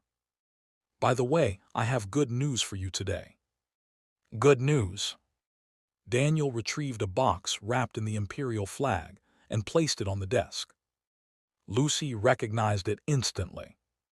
Her gaze locked onto the box, and Daniel tapped it playfully with his fingers. "Congratulations. It seems your contributions have been acknowledged during the special promotion review." Lucy remained silent. After all, once she killed Daniel today, she would leave the Empire. Being promoted to lieutenant wouldn't make a difference in her plans. So this is how it ends. Misinterpreting Lucy's blank expression, Daniel smirked to himself. "She's trying to act unaffected, but I'm sure she's cursing me on the inside." Daniel knew all too well the frustration and emptiness of receiving an unwanted promotion. Convinced that Lucy was feeling the same, he rose from his seat. "I'll change your insignia myself." Unfolding the flag, Daniel opened the box to reveal the lieutenant's insignia. He walked over to Lucy and carefully replaced her rank insignia with practiced hands.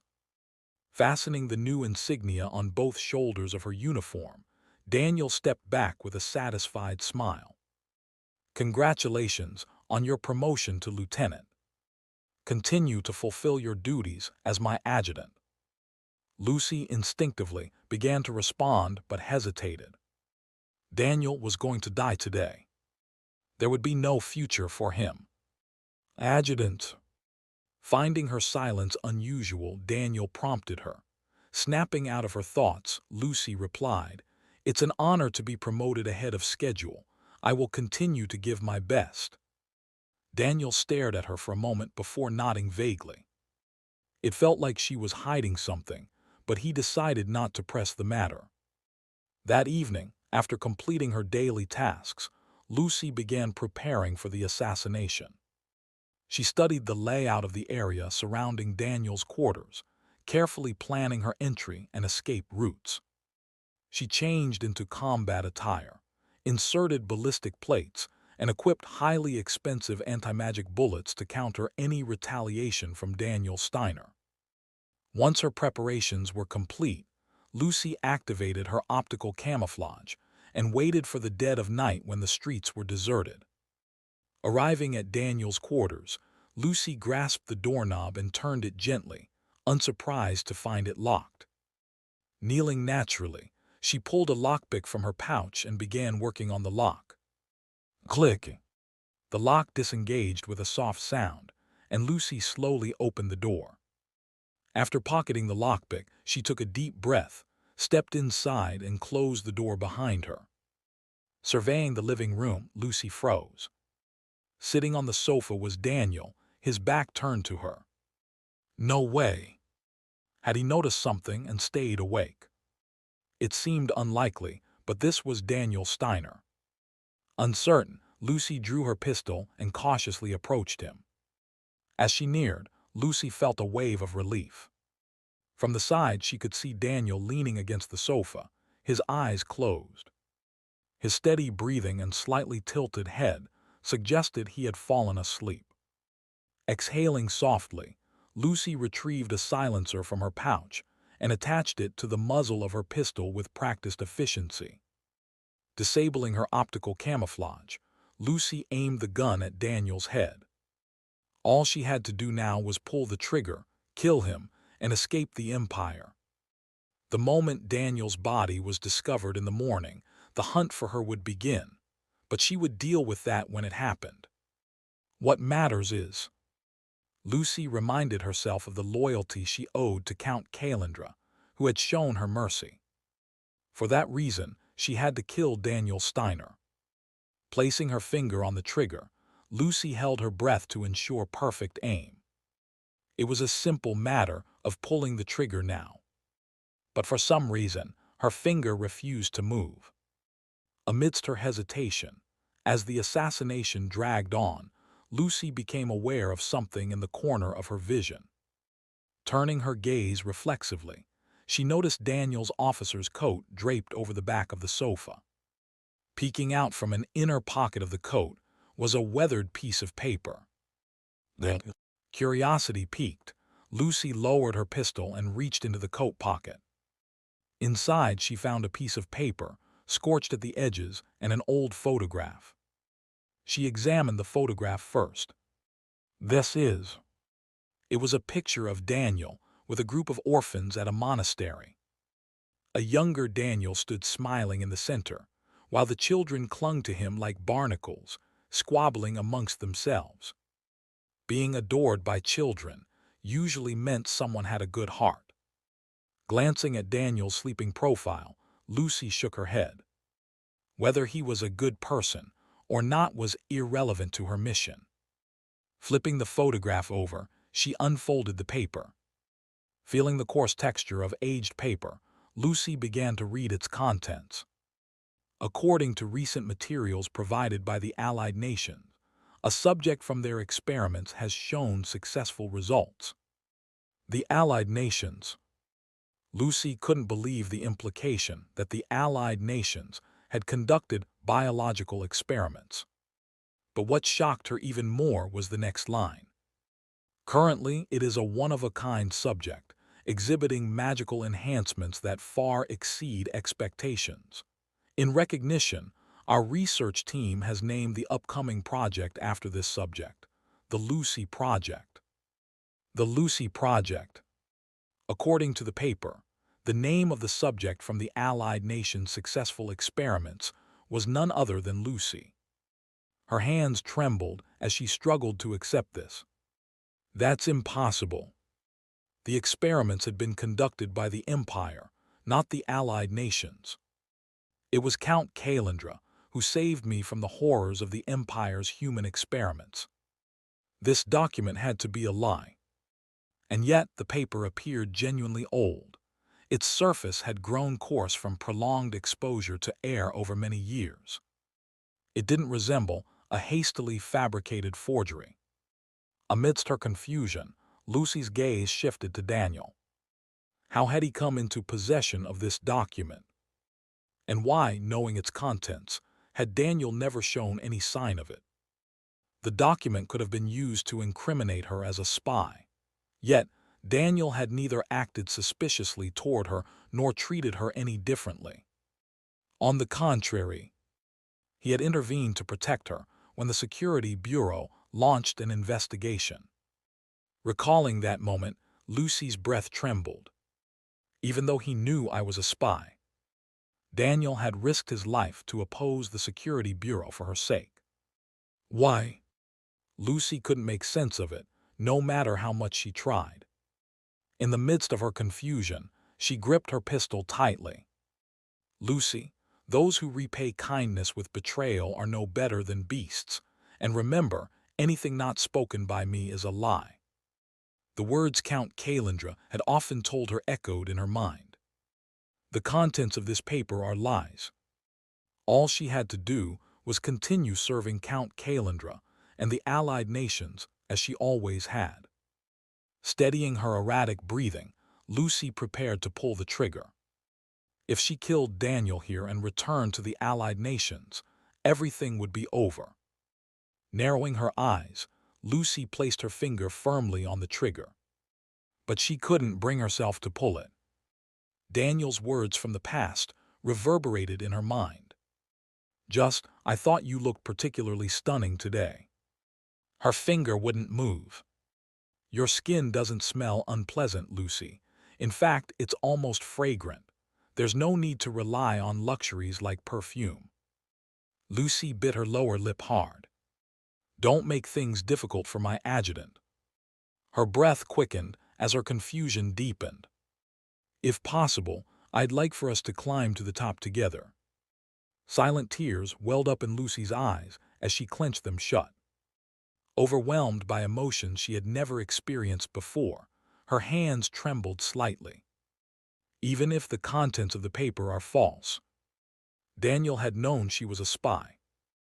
Yet he had never exposed her, and had even risked his life to protect her from the Security Bureau. Daniel had shown her kindness, and she had been taught that those who betrayed kindness were no better than beasts. Lucy was not a beast. She couldn't bring herself to kill Daniel. Caught in an intense internal struggle, Lucy finally lowered her pistol. Her head throbbed as if it were about to split. Breathing heavily in the silence, Lucy came to a realization. Right now, she could never bring herself to kill Daniel Steiner. Chapter 77. A soft breath escaped her slightly parted lips, dissipating into the cold air. Unbidden, memories of Daniel's kindness toward her surfaced in Lucy's chaotic mind. 2 seasons they had spent together. As she recalled the accumulation of memories, now significant enough to be called nostalgia, Lucy suddenly shook her head. The essence doesn't change. Lucy was a spy for the Allied nations. No matter how kind Daniel had been, the fact that he was the enemy remained unchanged. Spy activities in war were not a game. She couldn't afford to let herself be swayed by emotions. A war that spared good people just because they were kind didn't exist. But still, at this moment, with a knot of doubt weighing on her heart, she found herself unable to harm Daniel. If what's written on the document is true, if it wasn't the Empire but the Allied nations conducting human experiments, then Count Kalendra had essentially been lying to her all along. Though Lucy wanted to believe that Kalendra, a figure akin to a father to her, wouldn't deceive her, the contents of the document relentlessly sowed doubts in her mind. Until I can confirm that the information in this document is false, killing Daniel had to be postponed.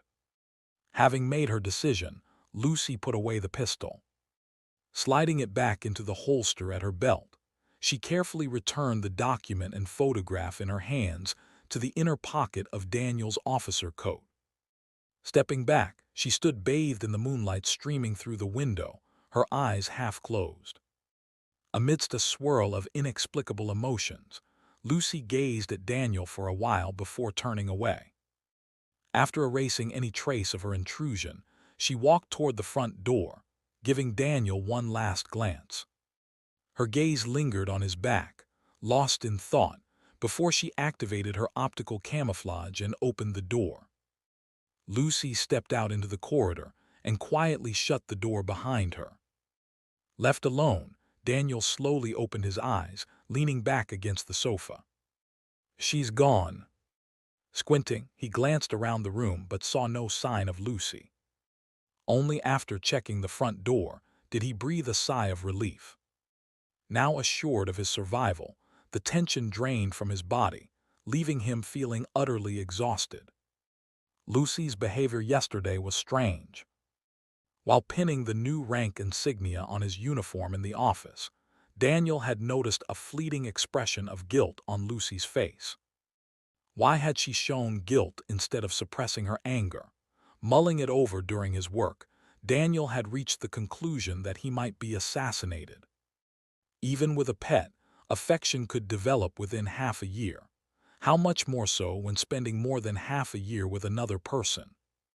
Given that, receiving an order to eliminate someone would naturally evoke guilt, even in a cold-hearted spy. Daniel believed Lucy was no exception. Upon arriving at his quarters, he had stayed awake, sitting on the sofa throughout the night. He had deliberately placed his officer coat over the sofa's backrest, ensuring that the Lucy Project document peeked out of its pocket. If Lucy came to assassinate him, she would inevitably investigate the coat. When he heard the faint sound of someone picking the front door lock, he knew Lucy had arrived. Feigning sleep, Daniel leaned back against the sofa. Confronting her and handing over the document directly might have made her suspect that Daniel had fabricated it to save his own life. Considering she's a subject of Allied experiments yet remains loyal to them, she must have been subtly brainwashed. That's why Daniel had orchestrated a scenario where Lucy would accidentally discover the document. This way, she would trust its contents more.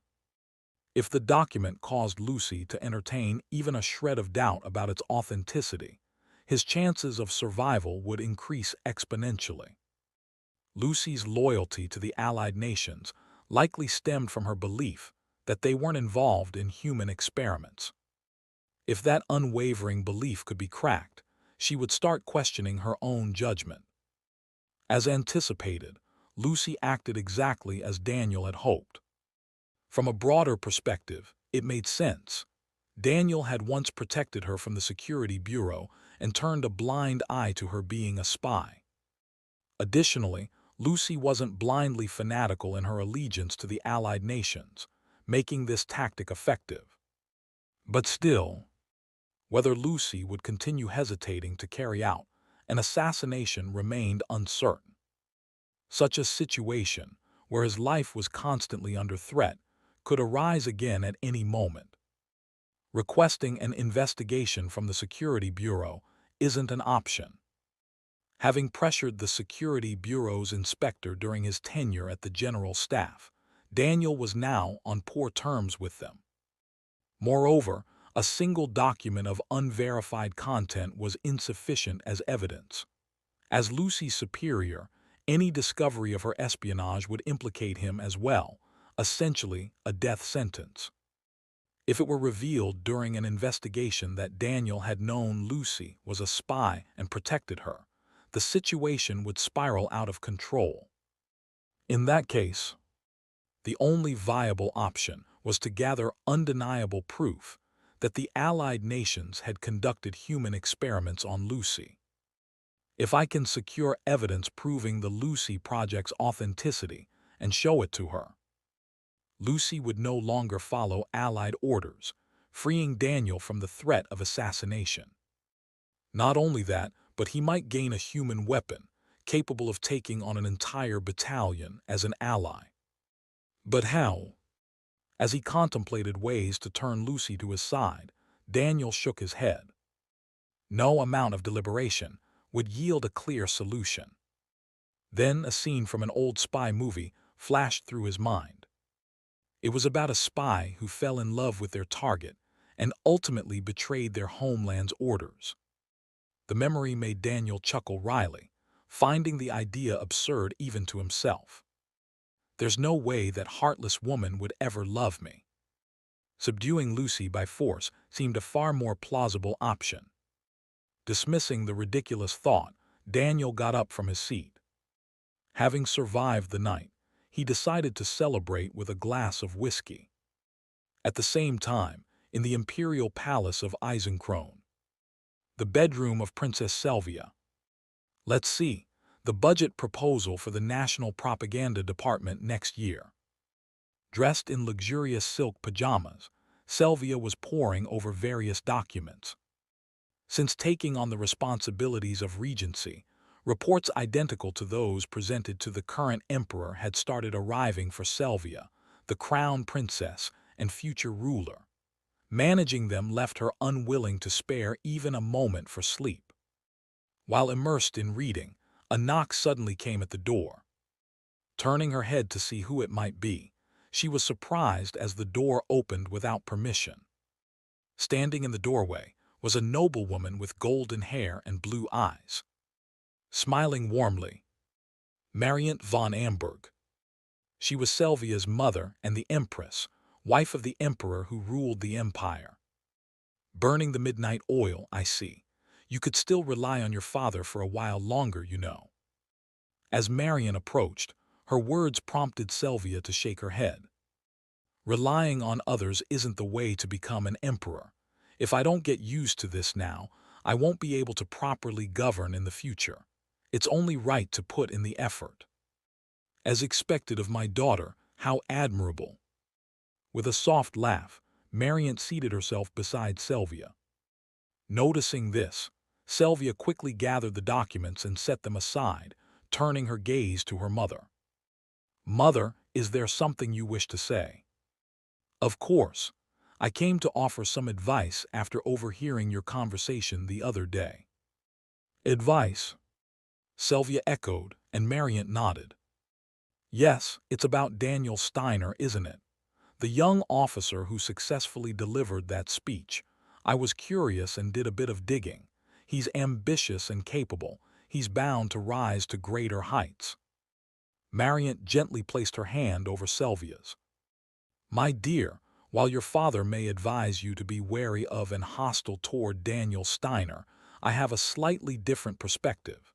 If you wish to keep him on a leash, there are more humane methods. Humane methods?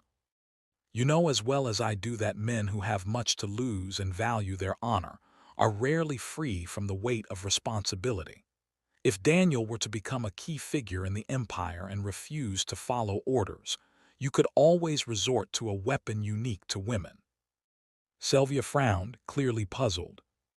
A weapon unique to women? There's no such thing. There is. I used it to captivate your father and bring you into this world. What do you mean by that? Her voice trailed off, her wide eyes fixed on Mariant in astonishment. As Selvia stared, lost for words, Mariant withdrew her hand.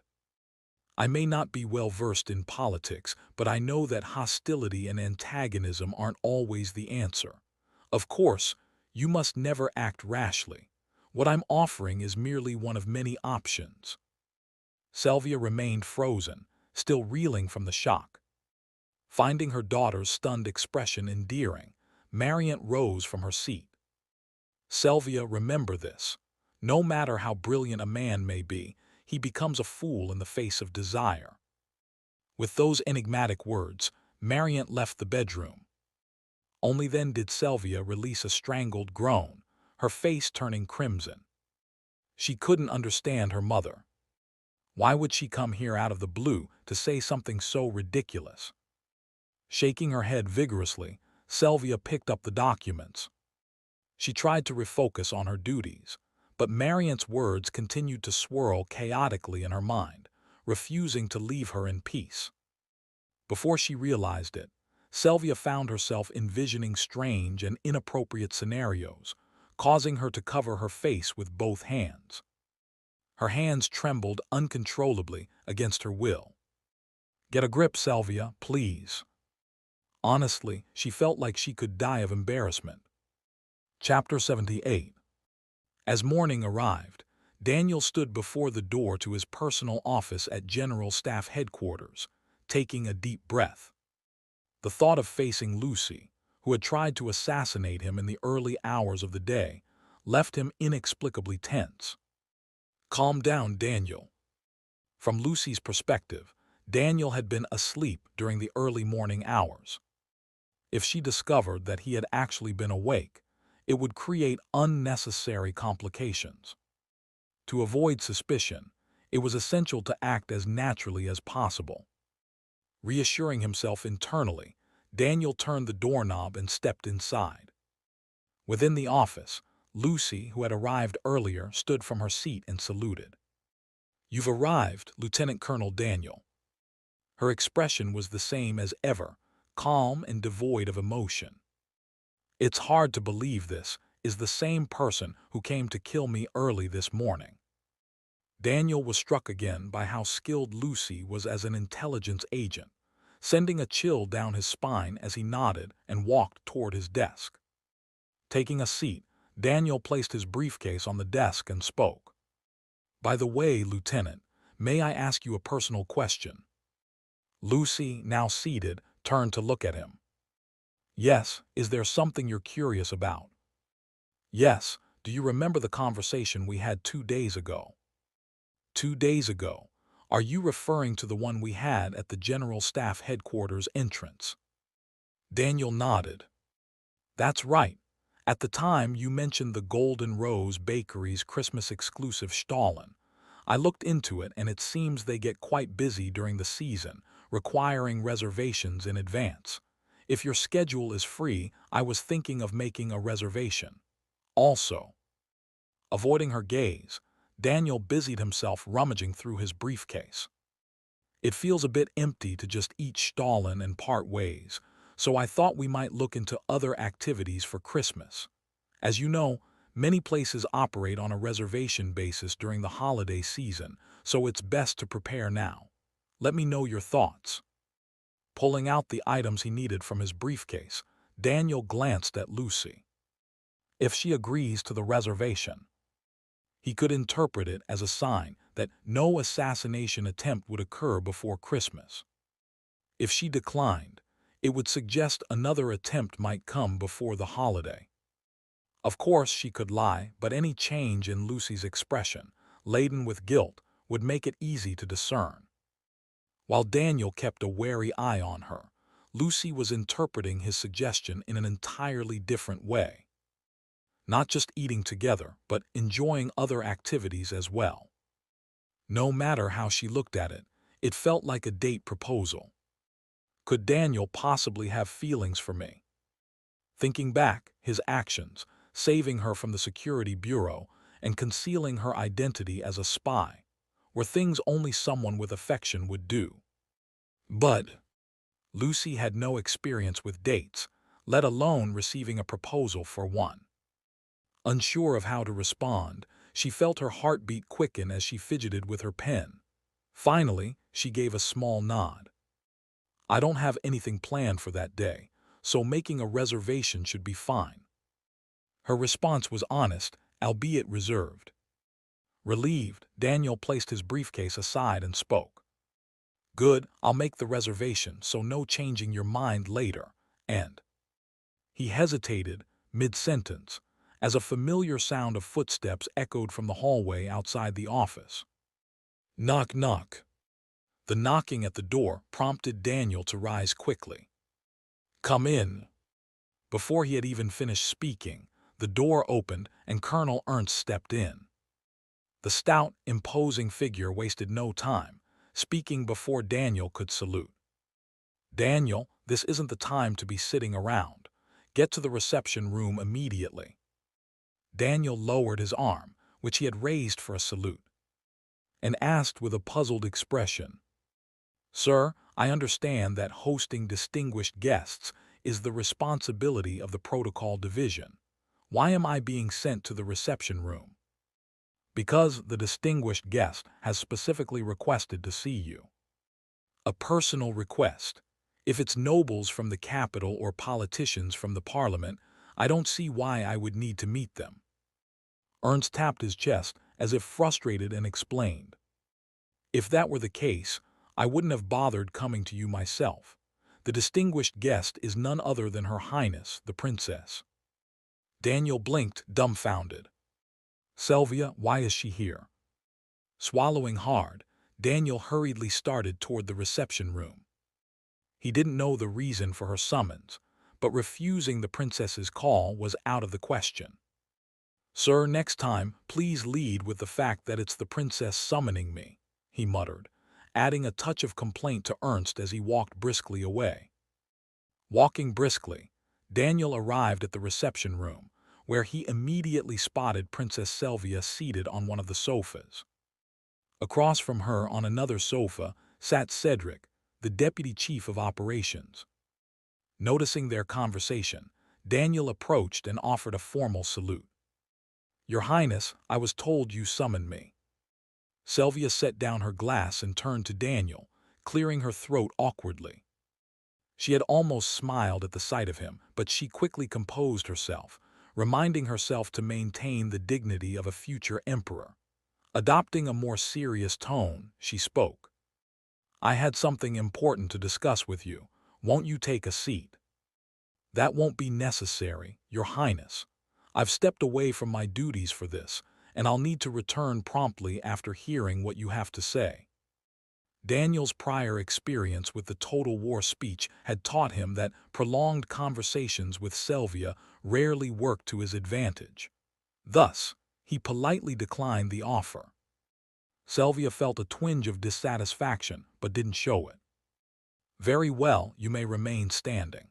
Daniel Steiner, the imperial family was deeply moved by your Total War speech. I've called you here today to make a significant proposal." "A proposal, Your Highness."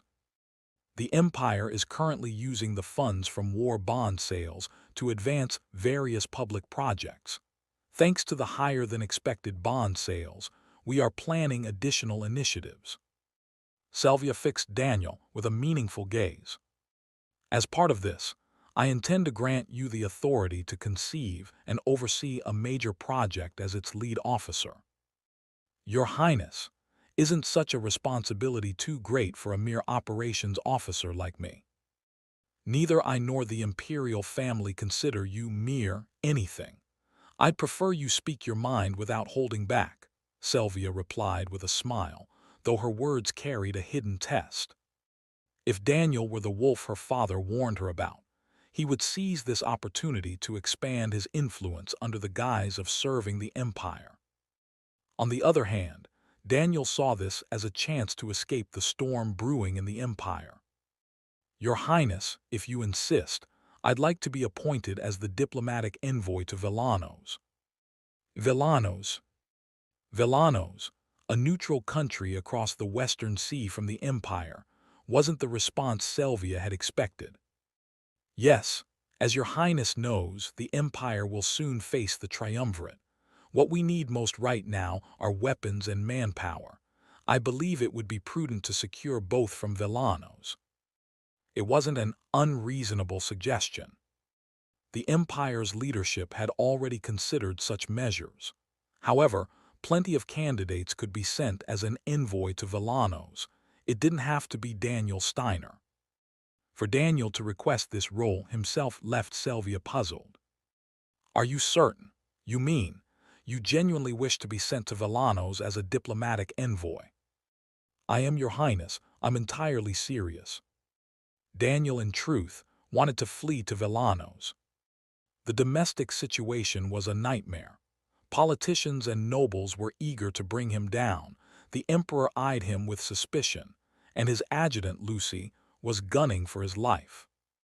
He felt trapped in the eye of a storm. Feigning a diplomatic mission, abroad seemed like the perfect way to catch his breath. Unaware of Daniel's inner thoughts, Sylvia couldn't discern his motives. After a moment of deliberation, she nodded. "If you're so resolute, I'll consider it positively. You may return for now." "Understood, Your Highness." Daniel bowed respectfully before turning to leave. Sylvia watched his composed retreat in silence, then glanced at Cedric, seated across from her. "What do you make of this?" Cedric, who had been quietly listening to their exchange, finally spoke. "In my opinion, it's a very shrewd move." He offered a rare smile. Daniel Steiner humiliated Duke Velbar under the banner of your Highness's authority. That alone was enough to incite the ire of both the nobility and the politicians funded by them. Cedric picked up a sugar tong and dropped a cube into his coffee. His total war speech has likely pushed that anger to its peak. They see Daniel Steiner as a threat to their positions. Among the more extreme factions, there's probably talk of politically isolating him. Stirring his coffee with measured motions, Cedric continued. There are even rumors that His Majesty the Emperor regards Daniel Steiner with suspicion. If he were to take charge of a national project now, claiming it as a bid to expand his influence, what do you think would happen? The politicians and nobles might unite to attack him. Exactly.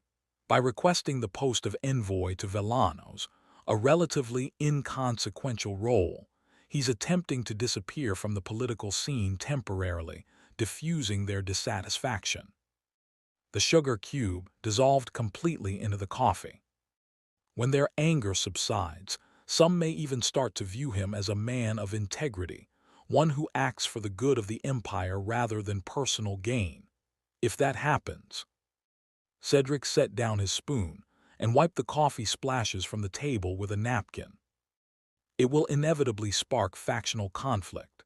The Central Nationalist Party and the Free Society Party, with their opposing ideologies, will clash. It's a classic example of using discord to one's advantage. For Daniel Steiner, it's akin to blowing one's nose without lifting a finger. Cedric took a sip of his coffee and placed the cup down with a satisfied expression. Of course, this is merely speculation. Still, I can't think of any other reason why he'd volunteer for such an insignificant role. Having heard Cedric's analysis, Sylvia found herself breaking into a cold sweat. If Cedric's deductions were accurate, then Daniel truly was the dangerous figure her father had warned her about. Yet it was too early to jump to conclusions. In your opinion, does Daniel's loyalty to the imperial family seem false? Cedric blinked once and shook his head. From what I can tell, his loyalty is genuine. It doesn't seem like he's acting purely for personal gain.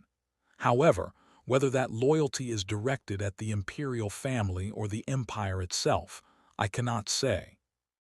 If Daniel Steiner's loyalty was to the imperial family, there was no issue.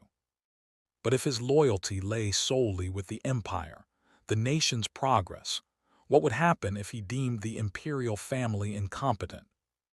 Your Highness, Cedric fixed Sylvia with his intense, pale gaze, offering a heartfelt warning. You must win Daniel Steiner's allegiance as soon as possible. If you fail. He paused briefly, then concluded with weighty deliberation. You'll find yourself facing an opponent far more challenging than the allied nations, one within our own walls. Chapter 79. As I walked down the hallway after leaving the reception room, I couldn't suppress an inner cheer. Yes. When Sylvia had summoned me, I'd braced myself for some new misfortune waiting to unfold, but it turned out to be an unnecessary worry. The proposal Sylvia had presented wasn't misfortune. It was closer to a stroke of good luck. I've already been feeling like staying in the capital puts me under too much scrutiny. Now I had the chance to legally stay abroad, and I couldn't help but feel elated. What's more, with Sylvia overseeing the regency and giving a favorable response, my appointment as the diplomatic envoy to Velanos was practically guaranteed. They say even when the heavens fall, there's always a way out. It's true after all. The proverb had never felt so real. And on top of that, if I went to Velanos as an envoy, I was sure to be treated well. As a neutral nation, they wouldn't want to provoke the empire, which boasted the world's most powerful military. For me, being sent as the envoy to Velanos was essentially a vacation. Escaping the threats lurking in the capital was already a relief, but the thought of being treated well while staying abroad brought an involuntary smile to my face. Unable to hide my good mood, I returned to my personal office and opened the door, only to freeze mid-step. Colonel Ernst, the operations chief, was waiting for me inside. "Colonel, you're still here?" I asked in surprise, and Ernst, who had been standing with his hands clasped behind his back, gave a small cough. "I was curious about what you discussed with Her Highness. Care to share a little hint with me?" His casual request made it clear why he had lingered. A senior position in the general staff wasn't just about operational work. It also required political acumen. Naturally, Ernst wanted an informational advantage regarding Sylvia's unexpected visit. While I trusted Ernst, this wasn't something I could share freely. "I'd love to tell you, Colonel, but since nothing has been decided yet, I think it's best to keep it confidential for now." "Confidential? Huh, fair enough. But could you do me a favor and give me an autograph? My daughter's a big fan of yours." An autograph? I stared at him, dumbfounded, as Ernst produced 2 sheets of paper and a fountain pen from behind his back. "I've already bragged plenty about having Daniel Steiner under my command. If I go back empty-handed, it'll be embarrassing. Think of it as saving my dignity and help me out." Was this his true motive all along? Unable to stop a chuckle, I accepted the pen and papers. It was a superior's request, after all. How could I refuse? "But why 2 sheets, Colonel?" Ernst glanced around nervously, as if checking for eavesdroppers, before whispering just loud enough for me to hear. "Actually, my wife's a fan too. Over dinner yesterday, she scolded me, saying if I had time to collect stamps, I should get your autograph instead. Honestly, my wife is such a—" Ernst sighed deeply, his face a picture of exasperation. "Let me give you some advice. Never get married. She used to be an angel when we were dating, but after marriage, she turned into a devil. If it weren't for how cute and lovable my kids are, I might have run off long ago." I couldn't help but feel a pang of sympathy. "You have it rough, Colonel." With a wry smile, I signed both sheets and handed them back to him. Ernst's face lit up with satisfaction as he accepted them. Then, as if remembering something, he raised a hand. "Oh, I almost forgot. There's a letter I was supposed to give you." He reached into his coat and pulled out a sealed envelope. "It came to the operations office addressed to you. It's from the military academy. Any idea who it might be from?" "The academy?" A sinking feeling hit me. Could it be Fran? Feeling a bit uneasy, I took the letter. "I'll read it now." Breaking the seal, I unfolded the letter, revealing a neatly written message. "To Lieutenant Colonel Daniel Steiner.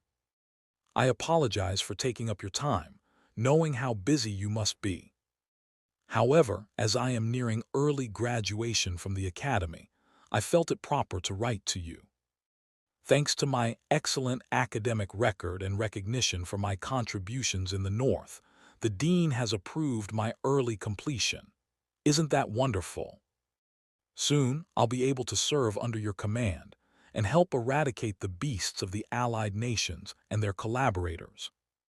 I'm sure you share my sentiments. Your Total War speech conveyed your sincerity about dealing with those beasts, and I was so moved that I cried countless tears. My faith and loyalty to the Empire have only grown stronger thanks to you. I'd love to write more, but it's almost lights out, so I'll end here. Please remember that I'm willing to give my life for you, Lieutenant Colonel. I eagerly await the day we meet again. Yours truly, Fran Remillard." Finishing the letter, I turned to Ernst with a mix of dread and resignation. "Colonel, don't tell me Fran is being assigned to the General Staff." Ernst nodded without hesitation. "She's applied to join the General Staff's direct unit, and both the Chief and Deputy Chief of Staff are reviewing her application favorably. It's likely she'll be stationed here." I let out a deep sigh, but decided to let it slide for today. Good news always comes with bad news.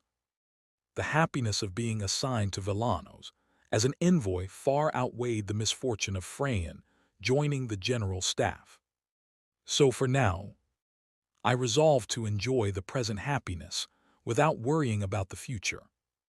That evening, in the grand ballroom of the Edrian Royal Palace, Daniel Steiner is being sent to Villanos as a diplomatic envoy. Count Kalandra raised an eyebrow as Deputy Director Beck of the Central Intelligence Agency nodded. Yes, sir. According to our intelligence, Princess Selvia, acting regent, has ordered the Foreign Ministry to appoint Daniel Steiner as the envoy to Villanos. The banquet hall, filled with dignitaries from foreign nations, bustled with conversation and music, yet the area around Count Kalandra was silent. He had deliberately distanced himself from the crowd to receive this report. The hero of the empire, and the man who delivered the successful total war speech, being sent to a minor post as the envoy to Villanos. Kalandra fell into thought, and Beck cautiously spoke up. I believe it's a sign of friction between Steiner and the imperial family. They must see the public's growing support for Daniel Steiner as a threat to their authority. Historically, war heroes who achieved too much often became thorns in the side of ruling dynasties. Beck's assessment was based on this precedent, but Kalandra dismissed the idea outright. You're wrong. He's deliberately leading us to believe there's a rift between him and the imperial family. His appointment as envoy to Villanos was likely Steiner's own idea. A typical war hero might indeed fall out of favor with the ruling family, but Daniel Steiner wasn't a typical hero. He was a genius strategist who used unconventional methods to relentlessly pressure the allied nations. This, Kalandra reasoned, was yet another ploy to deceive the allies.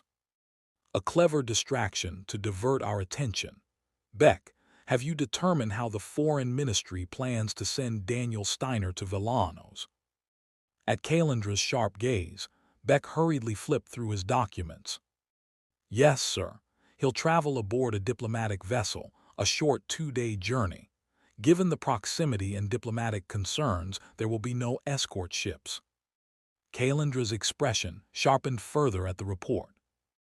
Good. Contact the 12th District Commander of Villanos' Naval Defense Force. Inform them that the allied nations will send a submarine and instruct them to open their territorial waters at the designated time. Beck blinked, momentarily stunned. The 12th District Commander was an asset the Allies had spent years cultivating. For Kalandra to issue such an order meant he intended to destroy the diplomatic vessel carrying Daniel Steiner using the submarine. Count, even if the plan succeeds, we may lose our foothold in Villanos. Is Daniel Steiner worth such a sacrifice? Kalandra glanced at Beck with a cold smirk. He is. For reasons unknown, Lucy was no longer following Allied orders. A man who should have been a corpse by now was alive and well, walking around freely. This could only mean one thing. Daniel Steiner had somehow thwarted Lucy's assassination attempt. If Daniel completed his mission in Villanos and returned to the Empire, what then? He'll undoubtedly become an even more formidable adversary than he is now. Thus, Kalandra resolved to eliminate Daniel before he could grow into a greater threat, no matter the cost. Daniel Steiner. The audacity of the man to attempt to deceive them was almost laughable. Gripping the head of his cane tightly, Kalandra narrowed his eyes, his expression sharp as a blade. Your clever tricks will ultimately lead you straight to your death. Chapter 80. 10 days later, Western Empire. Port city of Lost Bellamont. Is the ship ready? Ham Tal, leader of the secret Black Swan Society, asked, his voice low. The man in a tightly drawn robe nodded in response. Yes, I've concluded negotiations with the captain of the trade ship. Since the immigration checks aren't too stringent, as long as we properly prepare the bribes for the officials, they said we can bring about 30 people on board under false identities. 30, you say. The number is smaller than I anticipated. Bring only the elite. Understood. The man, obediently acknowledging the order, turned his gaze toward the coastline. Today, the clear weather bathed the sea in warm, brilliant sunlight. As the man admired the various ships anchored on the shimmering water, he spoke again. Do you think Lieutenant Colonel Daniel has already arrived in Villanos by now? At the question, Hamtal shook his head. He left yesterday evening. By now, he should be entering Villano's territorial waters. Considering the short distance from Los Bellamont to Villanos, he should arrive soon. I see. Do you think there won't be any trouble before he gets there? This time, Hamtal remained silent, unable to give a definitive answer. Something feels off. After hearing about Daniel's appointment as a diplomatic envoy to Villanos, Hamtal had arrived in this city several days ago to assess the situation. He was concerned that someone might attempt to assassinate Daniel outside the Empire's capital. Although there were no visible signs of any assassination plots here, Hamtal couldn't shake off the uneasy feeling he'd had ever since inspecting the vessel assigned to transport Daniel. There was no escort ship. While it was customary not to provide escorts for diplomatic vessels heading to Villanos due to the short distance, Hamtal couldn't help but feel the arrangement was overly lax, especially given that the Empire's hero was on board. It's almost as if they're inviting an attack. As his thoughts spiraled, Hamtal shook his head, chastising himself for the excessive leap in logic. Even so, the unease in his heart refused to dissipate. I wish I could guard Lieutenant Colonel Daniel myself. But diplomatic ships were strictly reserved for government personnel or officially invited guests. If only he had more time to prepare, he could have assumed a false identity to board the ship. But having learned of Daniel's appointment only a few days ago, Hamtal had no choice but to step back. At least. Fortunately, securing a deal with the captain of a trade ship bound for Villanos allowed him to pursue Daniel's vessel quickly. The trade ship was set to depart today, and with luck, Hamtal would catch up to Daniel Steiner before long. Once there, he planned to protect Daniel, just as he had in the Empire's southern regions. So please. Hamtal silently prayed that nothing would happen to the diplomatic vessel carrying Daniel. Meanwhile, Daniel stood on the deck, holding onto the railing as he savored the ocean breeze. The salty, refreshing air brushed against his face, bringing an involuntary smile to his lips. He felt so light-hearted that he almost wanted to wave at the dolphins playfully following the ship. Good weather, nice breeze. No adjutant today is perfect. Who would have thought the absence of an adjutant plotting to kill him could bring such peace of mind?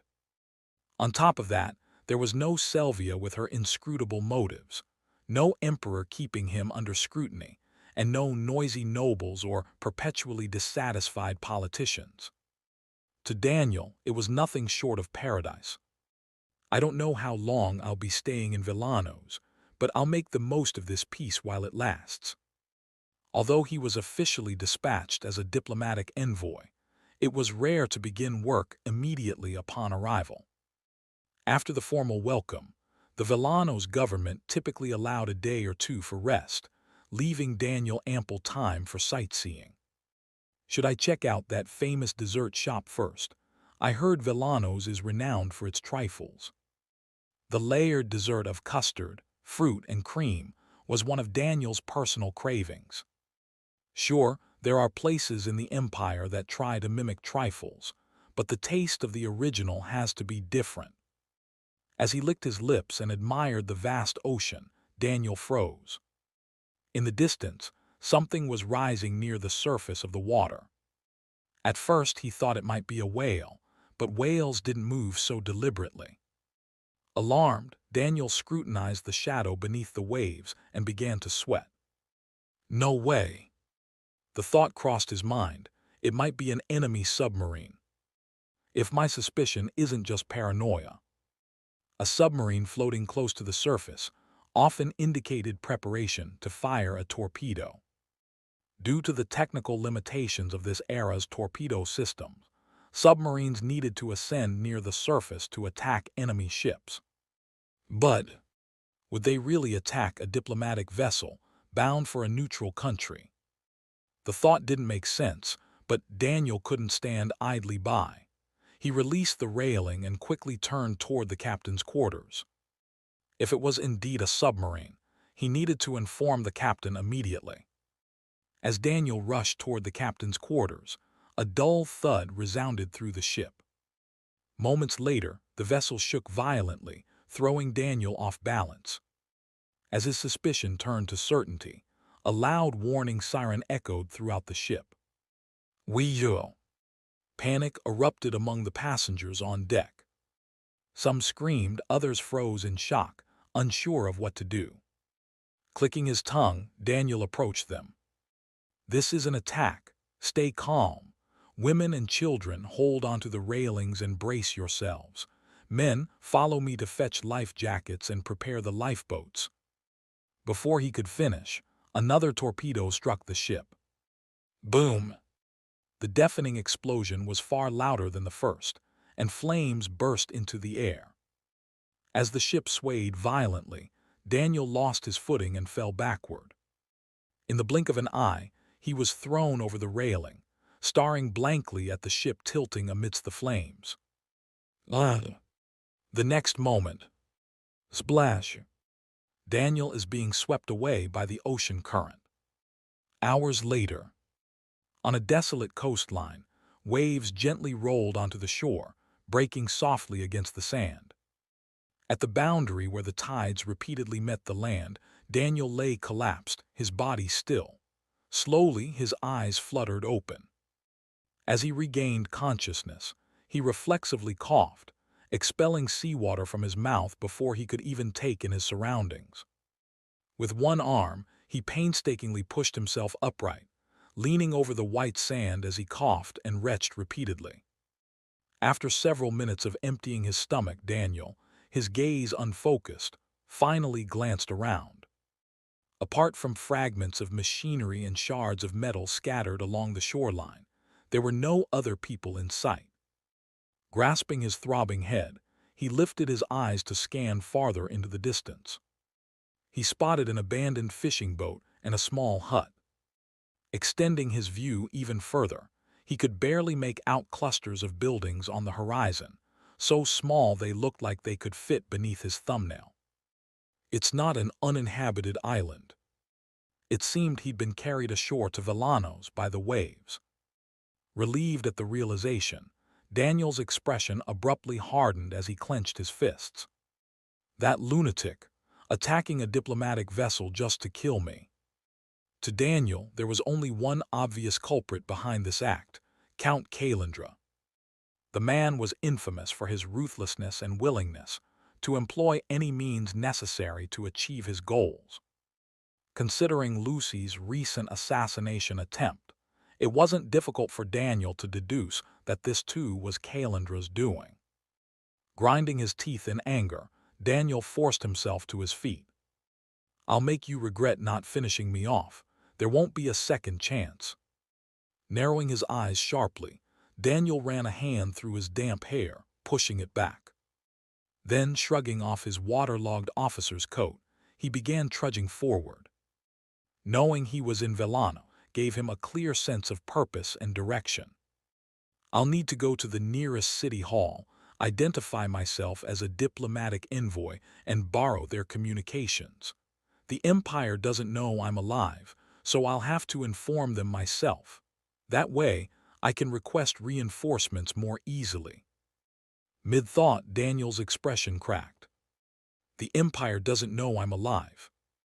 Logically speaking, it would be difficult for anyone to assume there were survivors from a ship that had taken 2 direct torpedo hits and sunk. As the realization hit him, Daniel stopped in his tracks, standing still on the sandy shore. His face went blank for a moment, his mind racing. Whoosh! The soothing sound of waves filled the air, as Daniel felt his heart pound with a quiet epiphany. Wait a minute, this. Had he just succeeded in escaping the Empire?